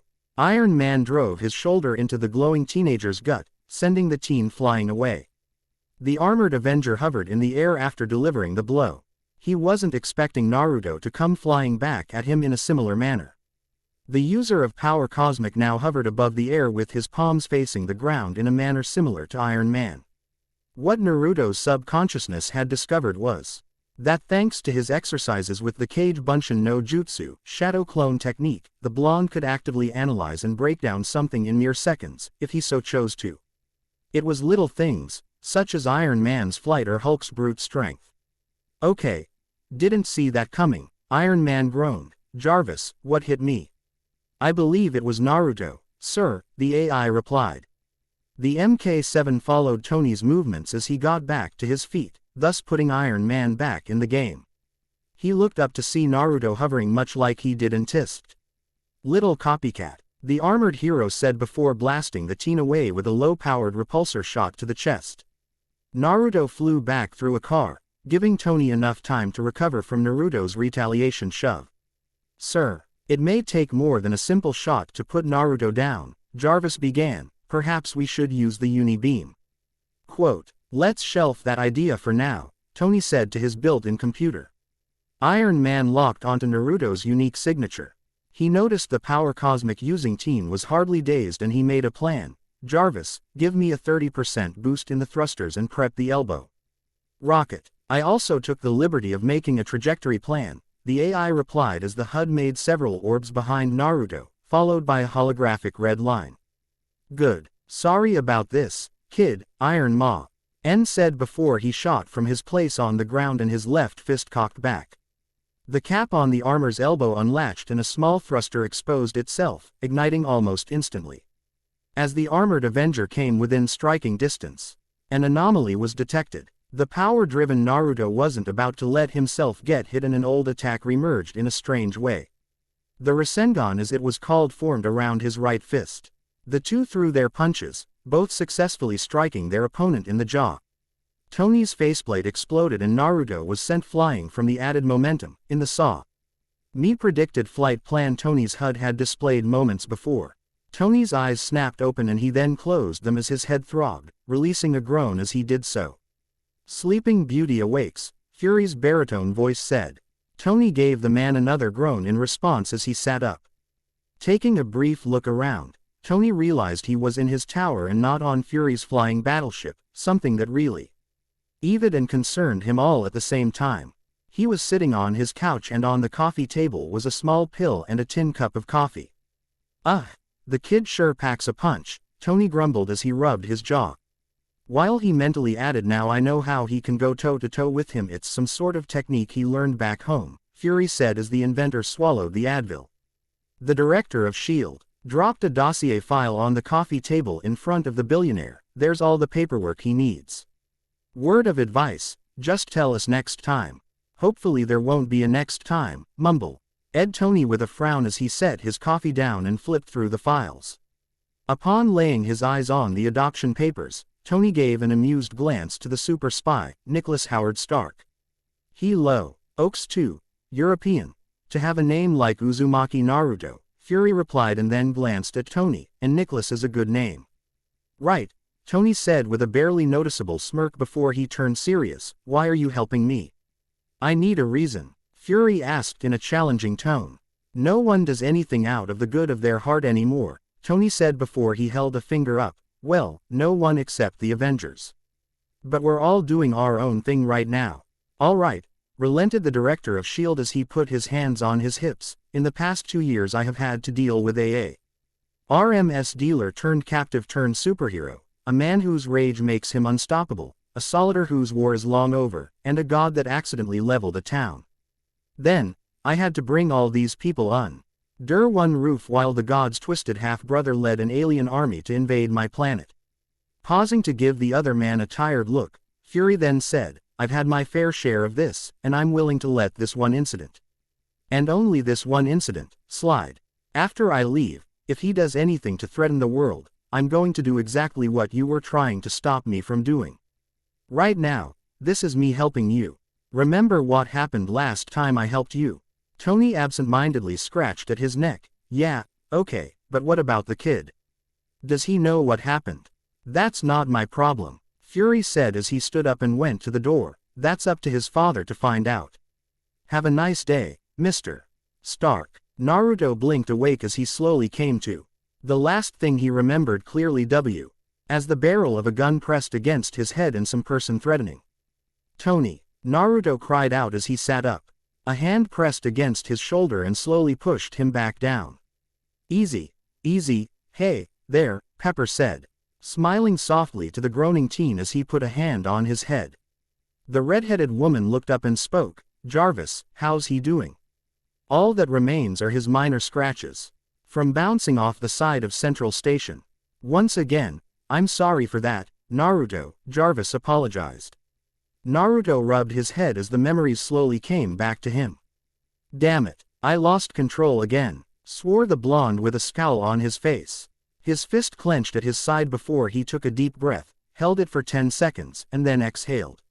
He closed his eyes and silently vowed it wouldn't happen again.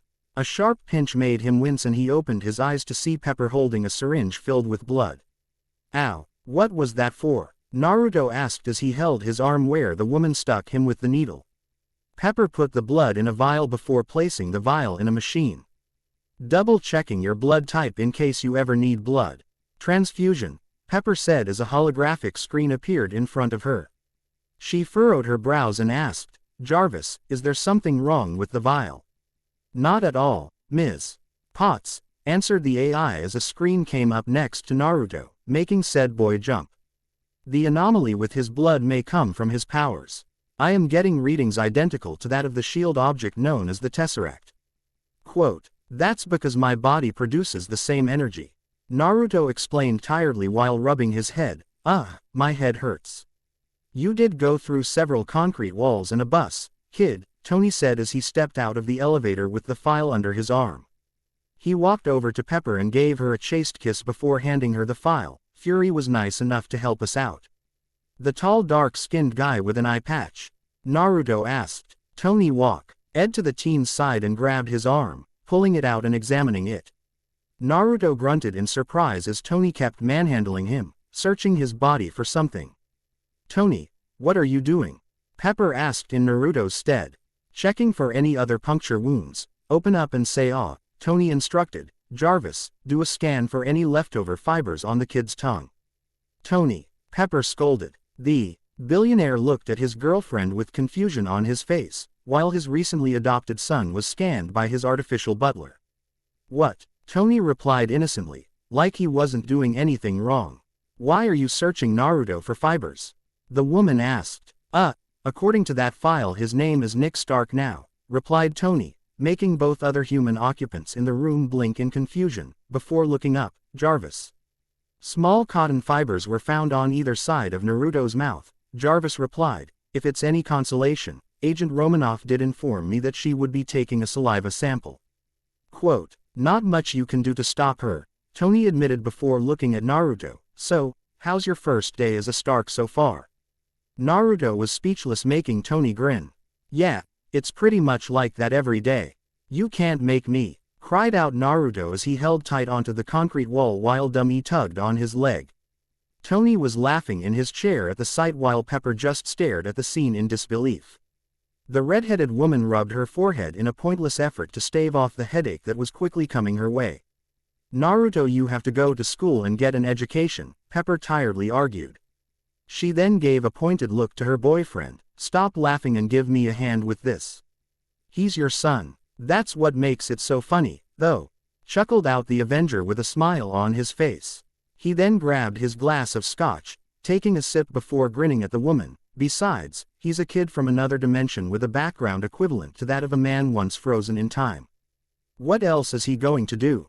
Become a physicist? A CEO? Maybe he could be a writer. I don't care, but he has to attend school if he wants to fit in with our society, Pepper said with a frown on her face. Naruto perked up when she spoke and he let go of the wall. Naruto grunted as he fell to the ground, smacking his chin hard on ground and alerting his adoptive parent to his situation. Tony choked briefly on his drink before letting out a few laughs as the blonde let out a few curses in Japanese. Nice landing, kid, chuckled out Tony before snapping his fingers at the robot. Hey, hey. Let go of his ankle. Do I need to put you in the corner again? Dummy complied and released a saddened whir as it did so. Rubbing his jaw while getting to his feet, Naruto looked at Pepper with wide eyes. They teach how to be a writer? He asked. Bewildered, the woman nodded slowly. Naruto released a grin and continued, I could be a writer if I went to school. If you wanted to, do you want to? Pepper asked. Tony leaned forward, having enough experience before he became Iron Man at spotting when an emotional story was going to surface so that he could leave. Then add in the fact that not much had been revealed by the blonde concerning his past life, which was understandable considering he was in a different dimension with possibly no way home. Why add to the hurt by remembering what may be unattainable? Yeah, Naruto said as he smiled softly, his eyes becoming wistful and slightly wet with tears. One of my old teachers, he was a writer, a pervert, too. He saw it, he wrote to cope with all the things that happened to him, to escape reality. Hey, old perv said it was the only thing aside from women that kept him sane. Aside from women, Tony repeated in disbelief. Pepper sent him a sharp glare that he understood. He was treading on thin ice if his thoughts continued in the direction it was going. Wisely enough, he shut his trap and took another sip of scotch. Looking back at him a soft smile. You want to follow in his footsteps? If you remember what his books are about, maybe we could work together and publish them here. Naruto's face turned wistful to embarrassed in a millisecond, confusing Pepper and for a second Tony, before the inventor figured it out and once again burst into laughter. It wasn't all that hard, seeing as the blonde mentioned he liked girls and was a pervert, add in writing and Tony could make a few guesses as to what the books were about. Naruto looked to the ground, avoiding eye contact with the confused Pepper, while she kept looking from him to Tony, in hopes that either would clarify what was so funny. Neither of them would speak and Pepper would eventually drop the subject. Now, Midtown High School. Mr. Stark. Naruto's head snapped up as the science teacher called him by his legal name. Boy, was that first month of answering to it hard. Thankfully, it was now behind him to the point that he recognized Tony's surname for his own, and he even answered to the name Fury gave him. Such as now. Yes, Mr. Warren. Naruto asked the teacher, trying to play off the fact he was asleep. In his own defense, Tony's constant tinkering with the God. What model was he working on now?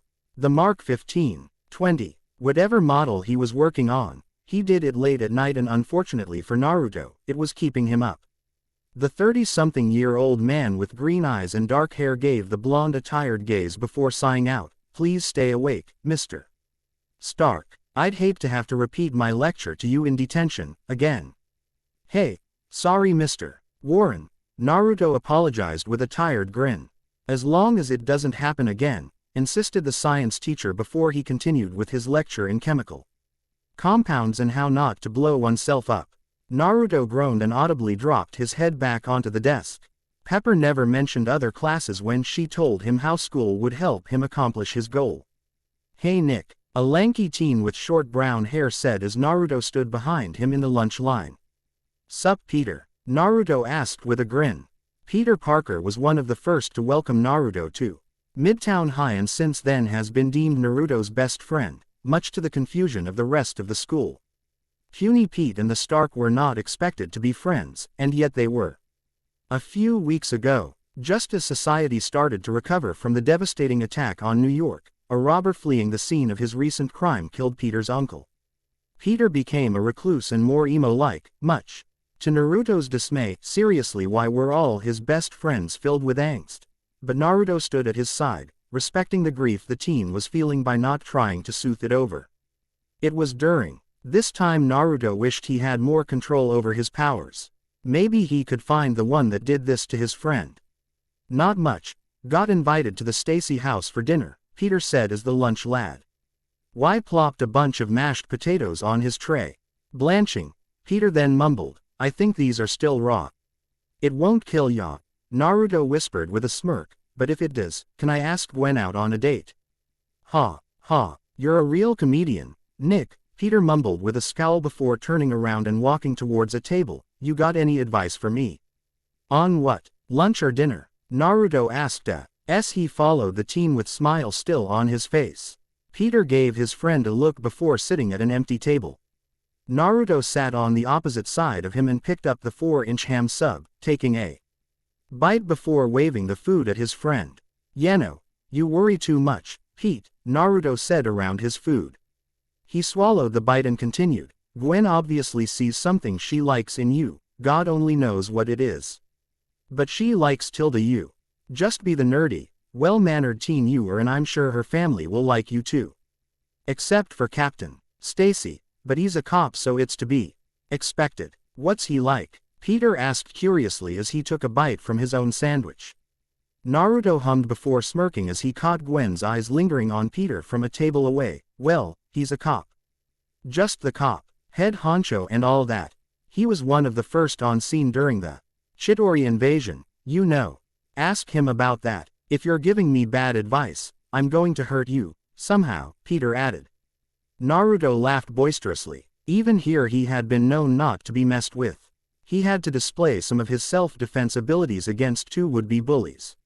"Me? Give bad advice? Come on Peter, you've known me for 2 months, the blonde said with a grin. "Who backed you when Flash messed with Missy and Jesse?" "All right, fair point," Peter relented, "but seriously, anything else you can give me? I really like Gwen and I don't want to mess this up." "Wow, just a few weeks of kind looks or words and you become a little puppy, huh?" joked Naruto, getting a small smile from his friend. Yuto's grin fell slightly and he leaned in. "Don't bring up that new guy, Spider-Man. The Avengers are one thing, but Spider-Man, he's vigilante. Cops don't like it when other people do their jobs. He's just trying to help. Maybe he feels comfortable to because of the Avengers," Peter said defensively.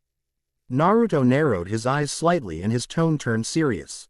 "Trust me on this, Peter," the blonde continued, "cops don't like him. He's making them look bad. I like the guy, really I think he's doing a great job, but he's making the wrong choices." "What do you mean?" the brown-haired teen asked with furrowed brows. "Okay, so he's doing all these fancy tricks, swinging from webs and crawling up walls, right?" Naruto asked, and upon getting a nod, he continues, "Well, he's also bringing crooks in. Only problem is, these crooks all look the same. He's got a target, but hasn't found it yet. Obviously he wants justice, since he's not killing the crooks, but he has no clue who he's looking for. And that's bad. He's still cleaning up the streets," Peter said. They had finished eating and were now walking to their lockers to get ready for the next class, which they shared. Calculus. Hey, Naruto knows his math. Had to pay his own taxes when he was 12, of course he knows that. Doesn't mean he likes it. True, but what if next time he brings someone in, and that poor bastard just has the misfortune of looking like these other people?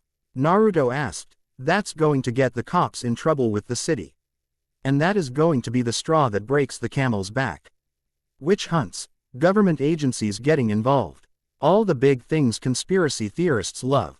So are you saying he should just let this one guy go? Even if the crime was murder?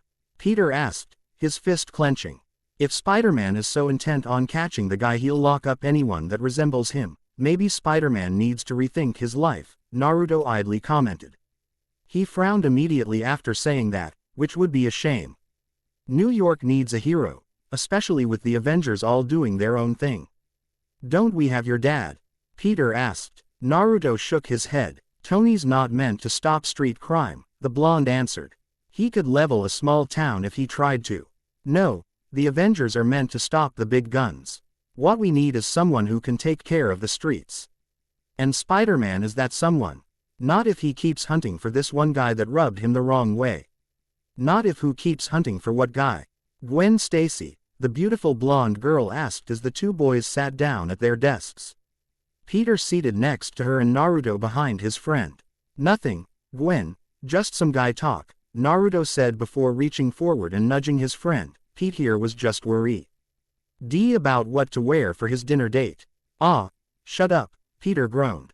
Gwen rolled her eyes. Best let the two have their little secrets. She'll get them out of Peter later, anyway. A few days had passed and Naruto was having enough of sitting around and doing nothing. Spider-Man had redeemed himself in the eyes of some cops when he saved those people on the Williamsburg Bridge. Doing nothing while others were suffering or in trouble. Maybe it was time he stepped out of hiding and took a shot at being the hero. Currently he was brainstorming in his math notebook while leaning against his locker. One of the names he took a liking to so far was Maelstrom, the translation of his real name to English. Maybe that's what he'll go by. Geez, who knew this naming thing was hard? Tony really lucked out, so did Captain America, and that Thor guy. Well, he was until the men's bathroom exploded and a giant green lizard came out. I thought those crocodile rumors were just rumors. Naruto said with wide eyes. The creature took a step towards the full hallway. Students screamed and began fleeing in a manner that would make the wildebeests of Africa jealous. The human stampede caused Naruto to flatten against the lockers. He looked around for Peter and found him, heading straight towards the monster. To his ever-increasing surprise, Peter managed to slide under the first swipe thrown his way. And did some impressive acrobatics that cost him his backpack before the monster slammed him into the lockers and then threw him through a wall. Yeah, no, this stops now, Naruto said before taking a deep breath and tapping into his latent power. Naruto clenched his jaw as the power cosmic surged through his body and he started to glow. The light attracted the beast's attention and the lizard watched as Naruto's eyes shone with golden light and the hidden whiskers via makeup were revealed. And who are you supposed to be? The lizard hissed out, glowing man. I haven't got a name yet, but you heard my friend. Naruto shot back, his voice echoing slightly. Narrowing his eyes, the glowing teen continued, and I don't take kindly to that. Shootcha ss shame, Lizard replied before he as struck with a shoe from the room he stood outside. 2 rounds of webs followed after it, covering the wicked smile on his face. Listen to me Connors, you gotta fight it, Spider-Man said as he leapt at the creature. Only to be tossed at the glowing teen. Naruto caught him with ease, and dropped him to his side. The masked teen looked up to see what caught him and behind his mask, Peter Parker's jaw dropped. And Nick? Spider-Man asked in shock. Naruto looked towards him and grinned. Hey Pete, he greeted, guess we've both got some explaining to do, huh? You're telling me, Spider-Man uttered before looking at the lizard as he tore the webbing off his face. Uh-oh. Talk later, fight now. Naruto confirmed as he ran towards the monster, ducking a blind slash and punching the creature in the gut. The lizard skidded back and cracked the wall he hit. Spider-Man followed up on the attack and used his webs to swing into a mule kick to Lizard's gut, pushing the once human being through to a small classroom. Naruto hung back, not able to get a clear shot at the enemy while Spider-Man was fighting him. His opening came when Spider-Man went soaring past him, the lizard leaping after its prey. Naruto interjected with a firm right cross that put the creature down. He charged up a blast and took aim at its head while he could, only for it to be rejected by his friend. Don't kill him, Spider-Man insisted after latching a web onto Naruto's wrist and pulling it away from Lizard's head. This allowed for the lizard to smack the glowing blue teen away with his tail. Naruto stumbled back a few paces before his legs were struck by the damned fifth appendage, making him fall to his back. The reptile then pounced atop the teen and wrapped his hands around Naruto's neck, squeezing with the intent to kill. You're that S's Stark boy. The lizard hissed out as he recognized the teen's face, despite the glowing. He sniffed and hissed once more, "What are you? You're not human. You don't smell it. I'm yo mama's toy," Naruto retorted while prying the creature's hands off his neck. "Pete. Any day now. Dr. Connors, let him go," Spider-Man cried out as he came back into the fight and jumped on the lizard's back, webbing the head of the reptile and then using small web lines to pull him back. The lizard roared in indignation and anger, loosening his grip.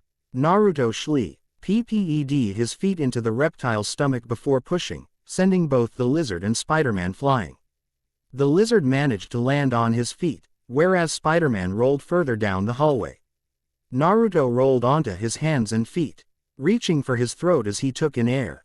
He looked up and glared at the lizard, who was currently making a fool out of Spider-Man. "Doesn't look like he wants to talk it out," Naruto mentioned as he jumped at the lizard and put him in a Nelson hold. Grunting, he then asked, "Why aren't I killing him again? He's blinded by the URK chemicals that changed him." Spider-Man replied as the lizard's tail slammed him from various surfaces. The lizard roared once more and spun around, flinging both Spider-Man and his tail down an overhang corridor. A reptilian mutant then reached up and grabbed Naruto by the back of his head, flinging him over his shoulder into the same hallway. Dazed, both teens took their sweet time getting back to their feet. Spider-Man got up first, dodging the first swipe heading his way and getting the other claw wrapped around his head as a reward. The lizard stomped down on Naruto's back as he tried to push himself to his feet. The back of Spider-Man's head was slammed into the glass window, nearly shattering it. "You're both getting on my nerves," snarled the lizard as he increased his pressure on Naruto's back and his grip on Spider-Man's head. He opened his mouth to speak once more when a trophy to the head interrupted him. Looking at his new assailant, he was surprised to see yet another familiar face. "Gwendolyn, how nice to see you again." The lizard greeted his once intern as he dropped Spider-Man and took a step towards the human girl, releasing Naruto from his foot in the process. "Stay away from her," Spider-Man said, getting to his feet before throwing a web at the lizard's arm as he tried to swipe at the police captain's daughter. He pulled Lizard back to face the duo and then, through a wider web, he started to wrap the giant bipedal reptile up like his namesake would a fly, giving him enough time to then turn to Gwen, take the trophy out of her hands and threw it out the window to his left. He then pulled his girlfriend close and whispered, "I'm going to throw you out the window now, okay?" "What?" Gwen repeated in confusion before Spider-Man made good on what he said. A web shot out and latched onto Gwen, allowing her to swing under the walkway before dropping a foot to the ground. When the web line snapped, she landed on her back without any injuries. The sounds of Sir N's could be heard as the lizard broke free from his confines. Naruto got to his feet behind the bipedal reptilian monster while Spider-Man crouched in front of him and taunted, "Oh, someone's been a bad lizard. I'm surprised they didn't show up sooner," Naruto commented before leaping at the lizard's head, promptly being caught by the tail and flung at Spider-Man back into the hallway they were duking it out in before. The two teens rose to their feet relatively fast, just in time to be charged through a wall. With a barrage of punches and kicks, Naruto kept the lizard's attention off of the lone old guy placing some books on the counter while wearing headphones. He looked vaguely familiar, but since his full attention was occupied, Naruto couldn't name the man. There was an instance where Spider-Man narrowly managed to save the man from being struck by a table, using said table to hit the lizard. After the old man left, Spider-Man was tossed into a bookshelf, landing face down while several books rained down on him. Naruto focused his energy around his fist and punched the lizard in the stomach. He heard a very nasty squelch sound and gave a smirk, only to be backhanded through the next room. As he and Spider-Man got to their feet, Naruto groaned and his head lolled back. "Tony's not going to let me live 'Teen as he powered down to his basic appearance, scratches in his clothes revealing his bruised but otherwise unscathed body. Another realization hit him and he groaned again, and Pepper's going too. Freak. Naruto put the ice pack one of the paramedics gave him on the back of his right shoulder and let out a sigh of relief. Damn, those dislocations hurt, even after putting it back in the proper socket. Peter left to follow a lead he found but promised he would stop by Stark Tower later. Naruto limped his way out to get the cops' attention on him. Gwen walked up to the ambulance Naruto was sitting in and took a seat next to him. The blonde Stark chuckled, "I figured you'd be looking for Pete." "What's up, Gwen? I know who Peter really is, and I know what happened to Dr. Connors," the blonde girl said softly before looking at the amused eyes of her boyfriend's best friend. "Who are you?" "Nicholas Stark. Swing by Stark Tower sometime, I've got stories to tell." Naruto dryly chuckled before looking up as a shadow fell over him. "Hello, Captain." Gwen followed his gaze and said with little surprise, "Daddy. Give us a few minutes, honey." "Captain," Stacy insisted, leaving no room for argument. Gwen looked to Naruto and he nodded, visibly disapproving of the situation. Gwen left the two to go talk to a few of her girlfriends. Naruto watched his friend's girlfriend leave, if only for the moment, before he looked up at the police captain. "What can I do for you, Captain Stacy?" Naruto asked, looking up at the man with a smirk that was similar to his adoptive father's. "I'd like you to tell me what happened in there, Mr. Stark, Captain," Stacy said with a no-nonsense tone of voice. Naruto blinked before he also grew serious. "Well, I was studying in the library with Mr. Lee the librarian stacking books and then this giant lizard breaks through the wall. Next thing I know, that spider guy is fighting him in the room and I'm hiding behind a desk." "So Spider-Man was part of this? Do you think he caused the attack, Captain?" Stacy asked with a frown. "No sir, if you ask me. He's as much a hero as my dad is," Naruto said honestly. "He saved my life, I just happened to return the favor." "Is that why you dislocated your shoulder? You helped a known criminal, Captain?" Stacy inquired. Before Naruto could reply, some gasps were heard and the high school students started cheering. Looking at the ground, Naruto sighed as he heard a familiar sound of thrusters while Captain Stacy turned around and gained a look of sheer surprise. Iron Man banked under the overpass hallway before landing in his trademark manner.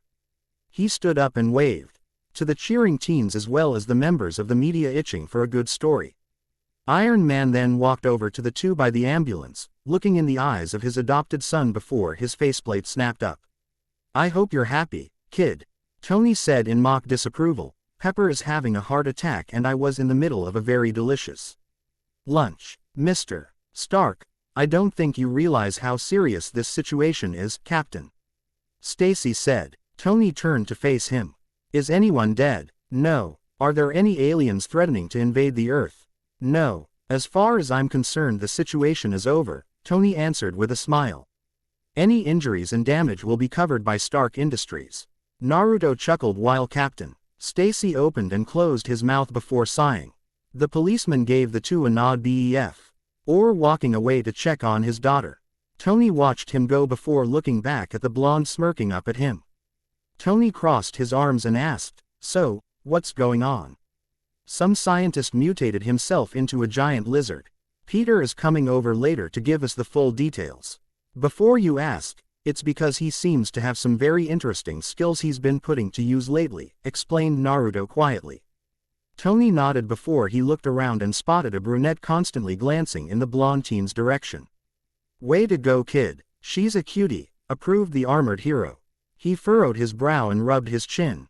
"Could have sworn I've seen her before. Oh well, it'll come to me." "Tony, you still there?" Naruto asked, snapping the Avenger's attention back to the teen. Yeah, sorry I zoned for a second there," Tony said with a chuckle, ready to go. "Let's hit it," Naruto replied.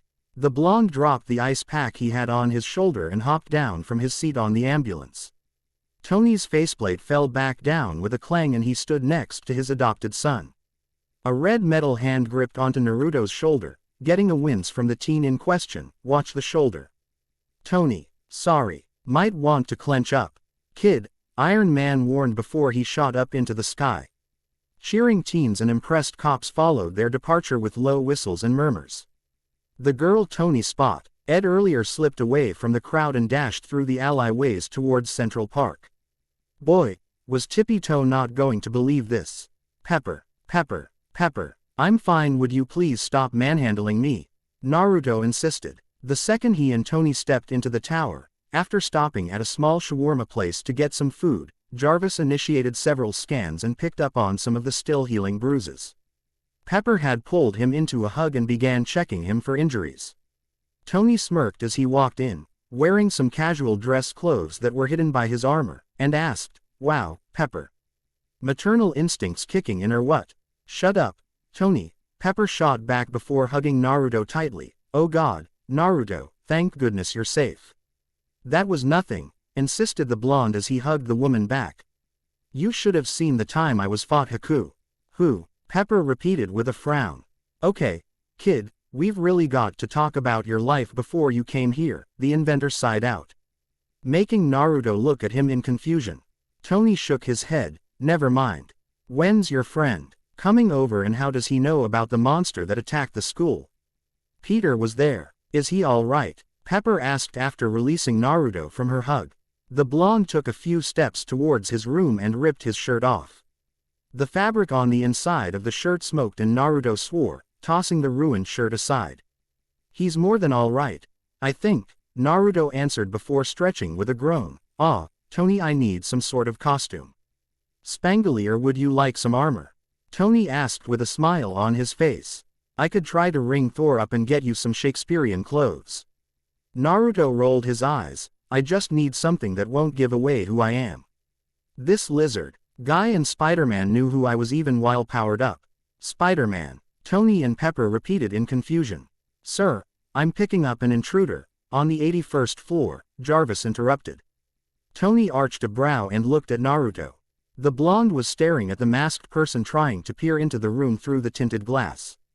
Naruto sighed as he rubbed his head, and that would be Spider-Man. "Nice way to stay inconspicuous, dude." Quote, "Jarvis, open the window on his right," Tony instructed. The AI did so, and the window to the right of the visitor hissed before shifting down enough to open. The red and blue-clad hero hesitantly crawled in before pulling his mask off. Peter Parker looked at the two shocked adults and then to the groaning blonde. "So, I take it you didn't tell your dad who I was?" Peter asked sheepishly. Naruto pinched the bridge of his nose, answering with his silence. Tony blinked several times before going to his counter and pulling out a bottle of scotch. "I am way too sober for this," he commented before pouring a glass. "Pepper." "Why yeah. I'll take. Her eyes rolled into her head and she began to fall. Naruto caught her before she hit the ground, picking her up and moving her to a chair.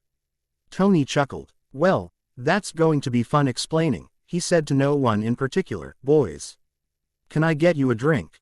"I can't," Peter started, only for Naruto to cut him off. "Nah, we're good." Quote, "You sure? All right then, more for me." Tony shrat the dressed-up Peter and snickering as he took a drink. "Man, Rogers would love you."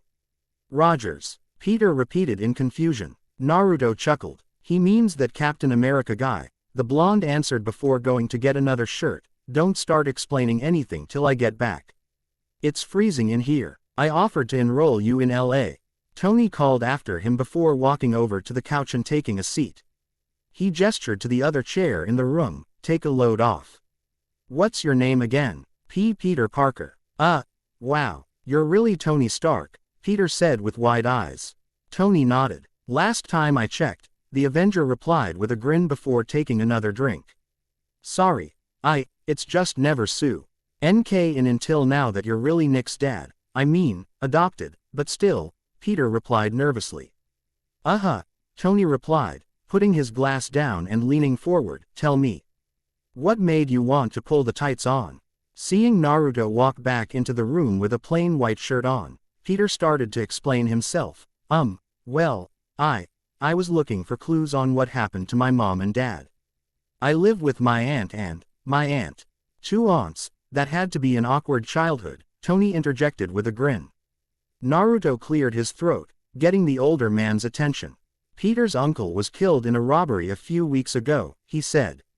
Tony immediately regretted his joke and looked at the uncomfortable teen dressed in a spider motif costume. Oh, sorry, Tony apologized. He was still trying to get used to the real act of socializing, without being an ass. It's all right. I mean it's behind me, Peter said, though neither of the two other males bought it. Peter then continued, well, anyway, I met a biologist named Kurt Connors. Connors. One arm, glasses, kind of over-devoted to his work. Tony interjected curiously. Peter looked at Naruto and back at Tony, who elaborated, he Apple IED for a job at Stark Industries before when it was a weapons developing company. Yeah, well, he works at Oscorp now, Peter continued. He was working on a way to incorporate the regenerative probabilities of reptile DNA into humans. I solved an equation that helped develop a serum for it to be possible.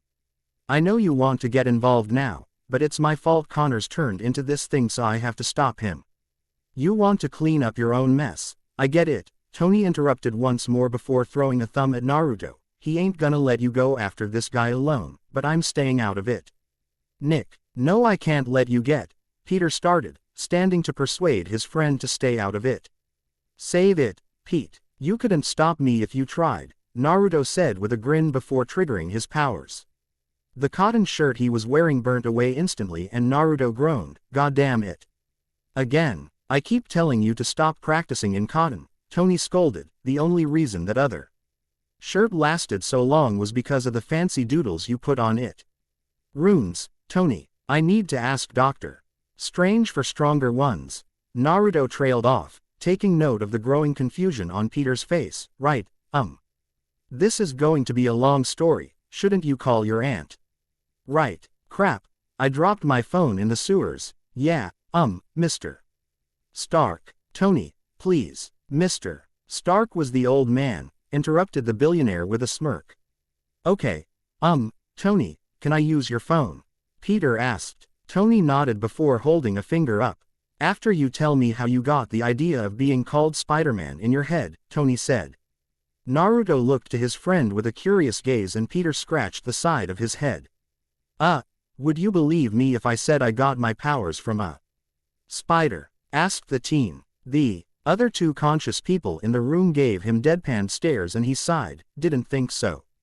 After a rather lengthy explanation of his origin, Naruto stared at his friend with a patient look on his face. Peter was shell-shocked and unresponsive, trying to take in all the information he was given. Tony was explaining Peter's life as a hero to a now conscious Pepper when Naruto's cell phone rang. Arching a brow, Naruto looked at the ID and grinned as he answered, Hey Gwen, what's going on? Naruto, is Peter with you? Gwen's voice sounded urgent over the phone. Naruto furrowed his brows. Yeah, what's up? My dad just called me and told me the lizard was seen rampaging downtown. Gwen sounded urgent. He's coming this way.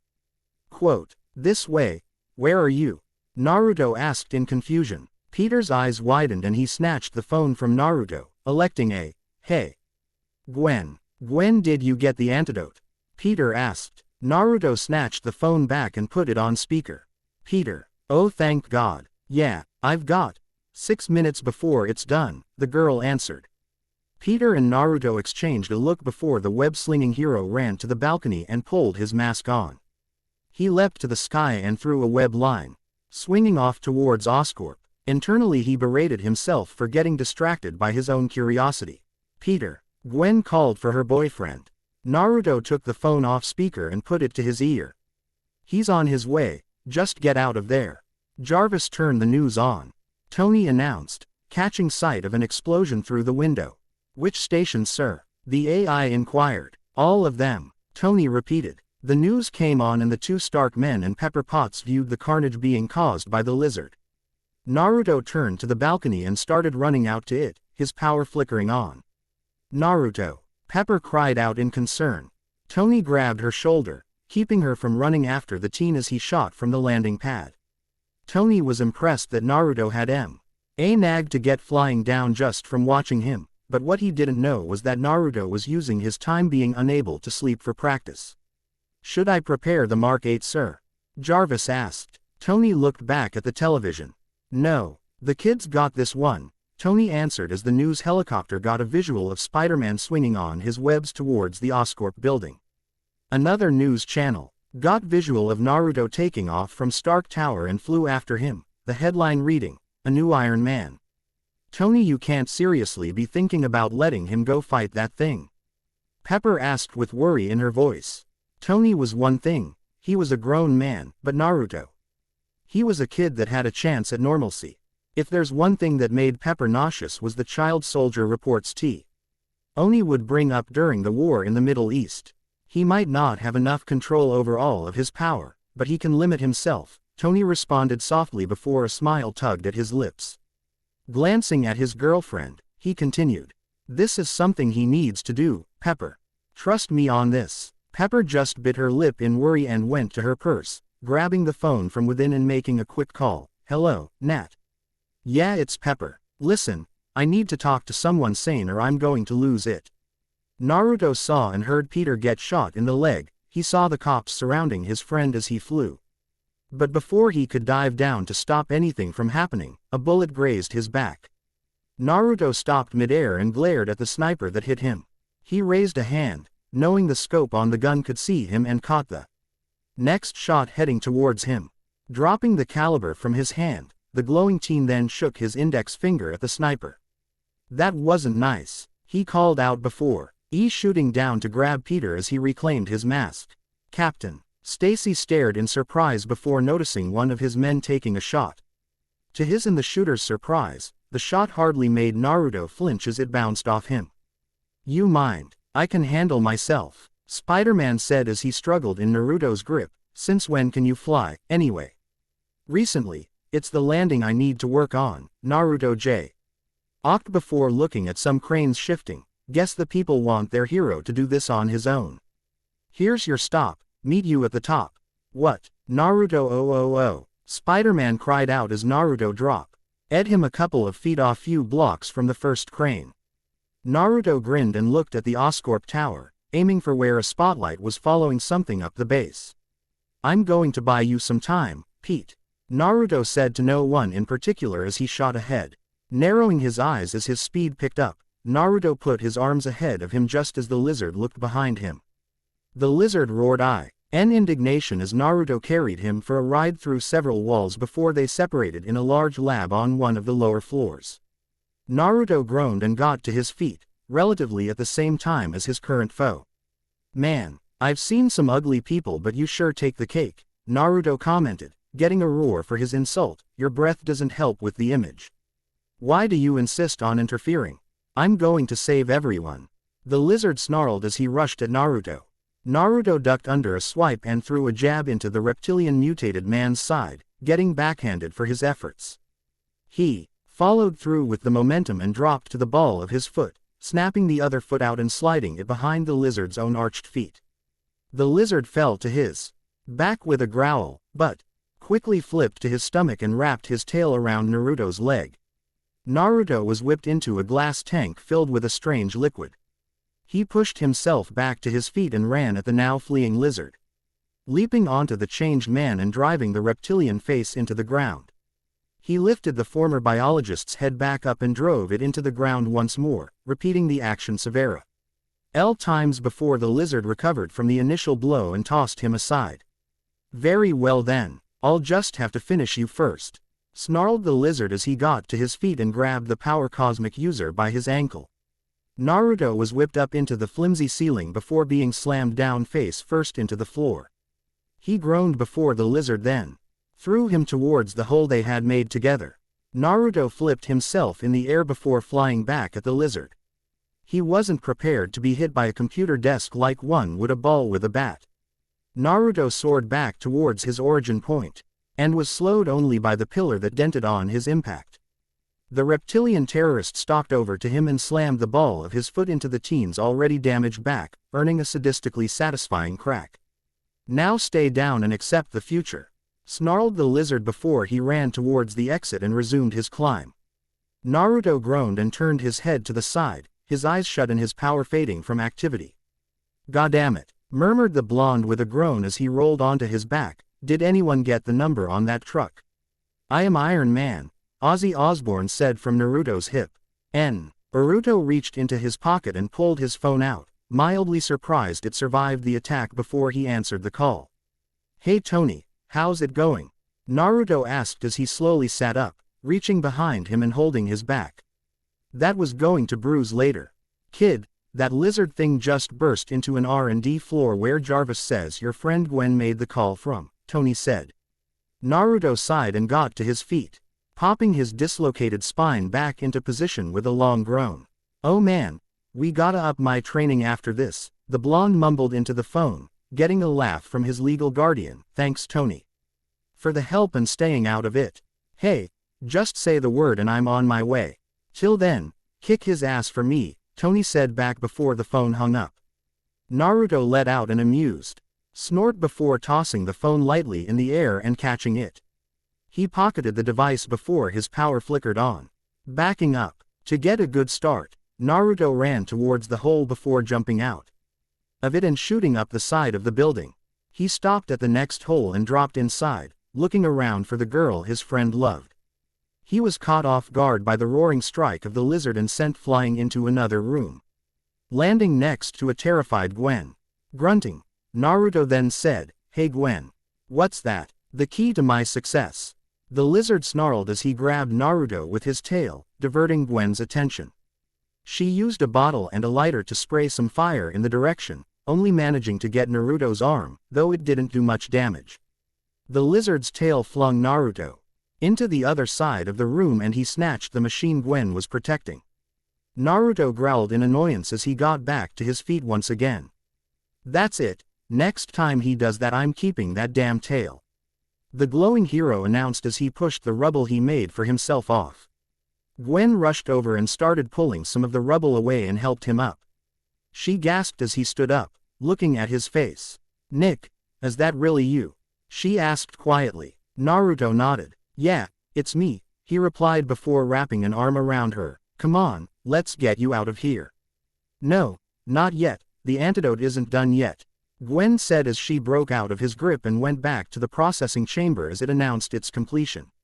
She took the container that the machine produced and held it in her hands. Peter, you're a genius. Now all I have to do is get it to him, Naruto said as he took the vial from her and then wrapped an arm around her once more. Before she could protest, he slipped his other arm under her legs and went to the hole the lizard created. He jumped out and began his descent. Rapidly. Hang on, he called over the rushing wind and Gwen screaming before he flared his power through his feet. The sudden plume of energy acted as a countering speed, slowing their descent so that when he landed feet first, his legs didn't shatter on impact. He did fall back to his ass, though. Several of New York's finest were immediately surrounding them, barrels pointing at his and Gwen's heads. Wait, hold your fire, Captain, Stacy said as he broke through the circle of SWAT officers and looking down at them. Gwen, Daddy, the girl cried back, practically leaping from her spot on Naruto's lap into her father's arms. He pulled her into a hug, which she returned with vigor. The NYPD put their aim back on Naruto as he slowly got to his feet. He held his hands up, including the small tube. Drop the agent, now, one of the officers ordered. Naruto calmly said, I can't. I need it. I said put it down, ordered the officer. Stand down, Captain, Stacy cried out, putting Gwen behind him and looking at the glowing teen with suspicion. He narrowed his eyes and asked, Who are you? I'm a friend of Tony Stark's, Naruto answered in a half-truth. I need to get to the top of the building and stop the lizard.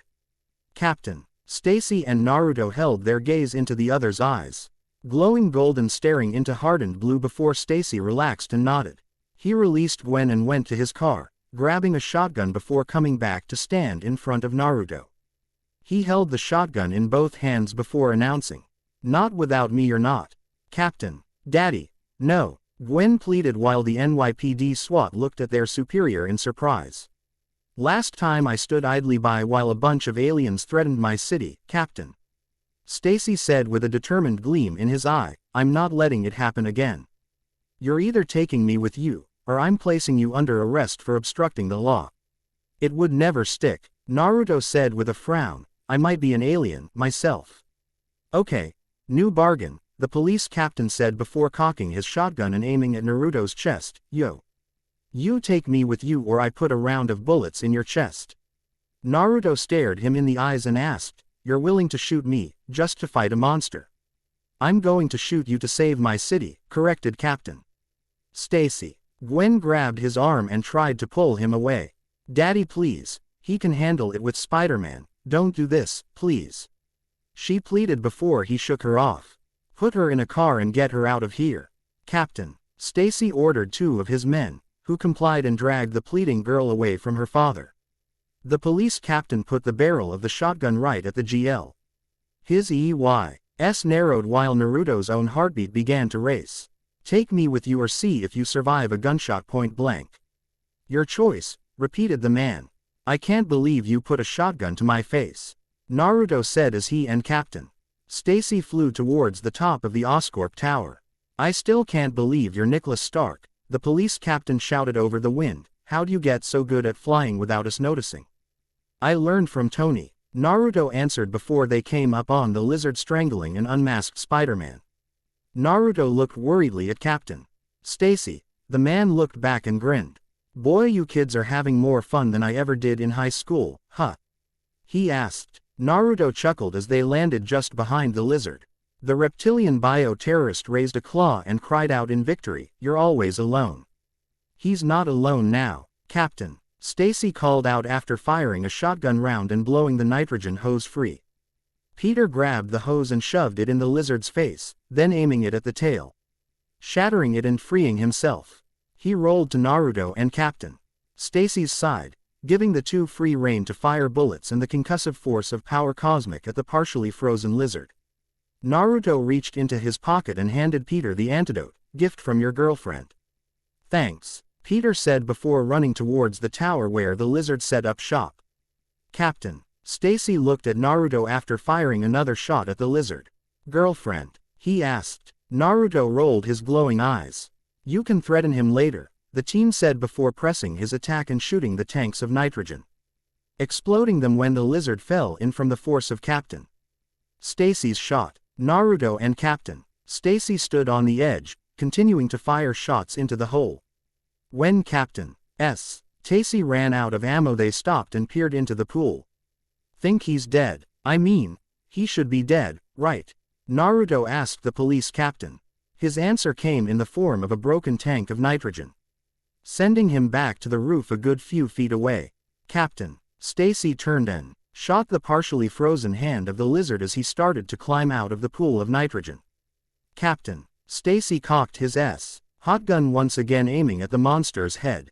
The lizard moved faster and impaled him with his other claw. Human nuisance, snarled the bio-terrorist before tossing the man away and racing for the spider-themed hero.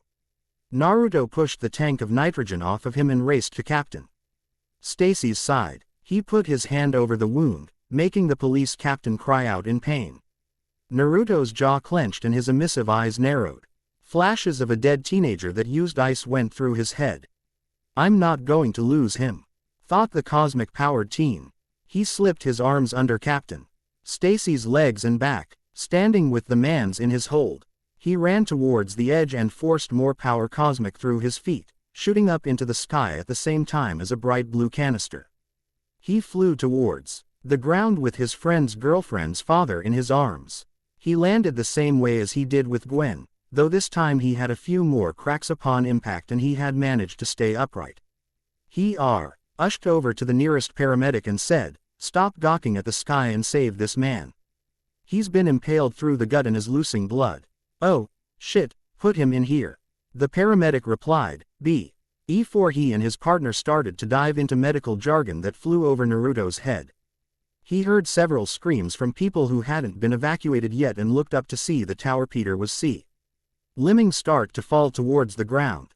Everyone get back, a policeman shouted as the debris fell towards the ground. Naruto turned around and started running before leaping into the air and flying at the tower. He forced more power cosmic to flood his muscles and his vision blurred. The power started to overcome him, but he regained control long enough to show why he could go toe-to-toe with the Incredible Hulk if he so chose to. As the people turned away and covered their mouths to avoid having their lungs filled with dust and debris, much like the terrorist attack a decade ago. They wrote a rather loud thud followed by several similar ones before it came to a halt. The people turned to see if it was over when they were overtaken by awe. Tony and Pepper were glued to the closest news channel, and when the dust cleared they saw something that made their jaws drop. "Oh, my God," Tony said as a smile crawled across his face. "Way to go, kid." Yes, he and Pepper laughed in happiness as they stared at the visual the nearest and lowest news crew's camera gave them. Standing in a crouch with the large tower resting on his shoulders, Naruto stood with his hands bracing the collapsed tower. He then dropped the large heavy metal behind him. He immediately powered down and fell to his hands and knees. Before anyone could get close enough to confirm an ID, he regained enough counter over his discomfort to power back on and start walking away before taking off once more. He lost power just 2 buildings away, leaving a large divot in the roof of the building he landed on. Groaning and spitting the material that kicked up into his mouth back out into the air, Naruto rolled onto his back. He reached into his pocket and dialed Tony's number. In Stark Tower, the room began to play AC/DC's Thunderstruck, prompting Tony to grab his phone and answer. Kid, that was amazing. How'd you do that? Could you do it again?" "Tony, I'll take that offer for you to come help now." Naruto weakly chuckled before he coughed again. Tony laughed. "All right, just hang tight, I'm on my way." "Thanks, Tony." The gratefulness in his tone was obvious by how tired it sounded. "Not a problem, kid," replied the Avenger with a grin on his face. What could he say? He was proud of the kid. That cloud of debris could have suffocated the surrounding members of the NYPD and any other civilian stragglers. Not to mention bring down the surrounding helicopters under 300 feet. And according to the news channels, there were a good 5 helicopters out there. The days that followed were raining and dreary. Some policemen didn't survive the toxin that was ingested into their system, and there was a mass funeral that the 2 Starks attended. He watched as a wheelchair-bound Captain Stacy give a speech honoring the fallen. Naruto and Tony both had grim faces, neither of them in the mood for jokes. After the service and avoiding the media, Naruto had ditched the tie and the jacket he wore as soon as he entered Stark Tower, rolling the sleeves of his blue silk shirt up while Tony relaxed in his dress clothes, well more used to the attire. As they sat down on the couch and turned the television on, it was the next story after the coverage of the police service that got their attention. And with those who fell, 2 rows up, the news reporter said, as images of a web swinging Spider-Man and Naruto holding the steel tower up. "The people have spoken and it's official. The Avengers may belong to the world, but Spider-Man and the hero we here at Channel 7 dubbed the Beacon belong to New York." With former biologist, now terrorist drive, Curtis Connors locked up thanks to the 2 heroes stopping his rampage, the questions everyone wants answered now is that of the mysterious identities of these 2 heroes. Quote, "The Beacon," Naruto repeated in disbelief while Tony chuckled. "That's so lame."